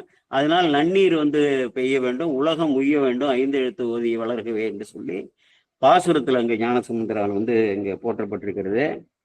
அடுத்தது வந்து இந்த 2வது பாடல், இந்த உதயம் கூற்றுக்கு ஒல்கா, அதாவது கூற்றுக்கு உதயம் கொடுத்தாரு, ஒல்கா விதிக்கு வதையும் என்றது இந்த இடத்துல வந்து இந்த பொருளை தான் எடுக்கணும். ஏன்னா அங்க வந்து கூற்று உதைத்த கருத்தை இங்க கொடுக்குறாரு. அந்த கூற்றுவனை உதைத்தது வந்து அது நம்ம வந்து சிந்திக்கணும். ஏன்னா கூற்றுவனை வந்து பெருமானுடைய பணிகள் தான் செய்யறாரு. ஒரு உயிருக்கு இத்தனை வயசு, இத்தனை மாசம், இத்தனை நாழிகை என்று நிர்ணயிப்பவர் வந்து பெருமான், நல்வினை தீவினையை கூட்டுபவர் வந்து பெருமான். அந்த மார்க்கண்டேயருக்கு 16 வயது கூட்டியவரே வந்து பெருமான் தான். இவன் அவனுடைய கடமையை தான் செய்தான். கடமையை செய்தாலும் அங்க அவனை வந்து உதைத்து கொன்றாரு என்று சொன்னால் அவன் ஒரு அடியார் என்ற சிந்தனை இந்த யமனுக்கு இல்லை. ஐயோ வந்து சிவலிங்க பூஜை செய்கிறானே, சிவலிங்க பூஜை கோலத்துல இருக்கானே, இந்த நேரத்துல அவன் வந்து உயிரை பிடிக்கலாமா என்று அந்த இடத்துல கொஞ்சம் தயங்கி இந்த பெருமானிடம் விண்ணப்பித்திருந்தால் அது நடக்காது. இப்ப இந்த ஆணவத்தால தனக்கு இருக்கிற ஆட்சி அதிகாரத்தால அவன் பற்றி இழுக்கிறான். அதனால அங்க விதியை வந்து மாத்துறாரு. விதியை வந்து யாராலையுமே மாற்ற முடியாது, விதித்த பெருமானை தவிர. அதனாலதான் யாரும் சிறு தெய்வ வழிபாடை செய்யக்கூடாது என்பதற்கு ஒரு ஆதாரம் மார்க்கண்டேயரோட வரலாறு. ஏன்னா என்னுடைய அடியார்களை பொறுத்து நான் வந்து பார்த்து கொள்கிறேன், உன்னுடைய ஆட்சியிலேயே பிற உயிர்களை பொறுத்து நீ பார்த்து கொள் என்றுதான் யமனுக்கு சொல்லி அவனை மீண்டும் உயிர்ப்பித்து அனுப்புவார். அப்படிப்பட்ட ஒரு வரலாறு இருக்கிறது. அதனால இப்ப என்னன்னா விதிக்கு வதை, யார் வந்து பெருமான் வதிச்சாரு பாருங்க, அதுதான் அவர் தான் எல்லாமே.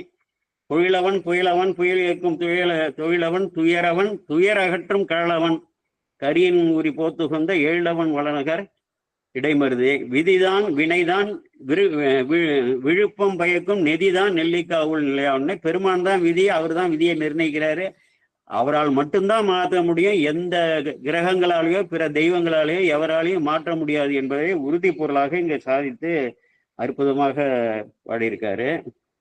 அடுத்து ஓமுக சொல்லியாச்சு. நிறைய வந்து இந்த மலர்களை இட்டு இறைவனை வந்து வணங்குவது பற்றி நிறைய வந்து சொல்லப்பட்டிருக்கிறது. இந்த அற்றவருக்கு அற்ற சிவன் உரைகின்ற ஆளவாயாதுன்னு சொல்றாரு பாருங்க. அது போல வந்து எல்லாவற்றையும் உலகில் இருந்து புற உலக இன்பங்களை வந்து துறக்கிறது, உடலை வந்து உடல் வழியாக 5 புலன் வழியாக பெறக்கூடிய இன்பங்களை எல்லாம் வந்து துறக்கிறது, புற உலகையே மறக்கிறது, தன்னுடைய வந்து உடல் இருப்பையே மறந்து தானற்று இருக்கக்கூடிய அப்படிப்பட்ட அற்றவருக்கு அற்ற சிவன், அதாவது இனிமையான சிவன் உரைகின்ற ஆளவாயாதும் அப்படிங்கிற அப்படிப்பட்ட அடியார்களுக்கு நான் அடியேன் என்று சொல்லி இங்கே மிகவும் சிறப்பாக சொல்லியிருக்கிறார். அந்த மாணிக்க வண்ணர் என்பது வாழ்கொழிப்புத்தூர்லயும் திரு சுந்தரமூர்த்தி சாமிகள் அங்கேயும் வந்து பாடியிருக்கிறார் என்ற குறிப்போடு, அது இந்த பூவை வந்து சொல்லும் பொழுது இந்த சொன்னார்ல 2வது பாட்டுல அன்பு இடையறாதன்னு சொல்றாரு பாருங்க.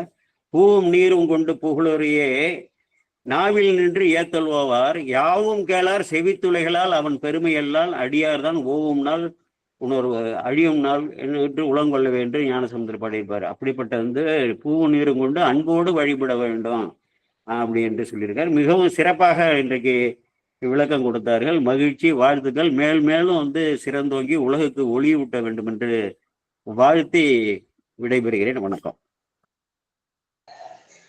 நன்றிங்க ஐயா.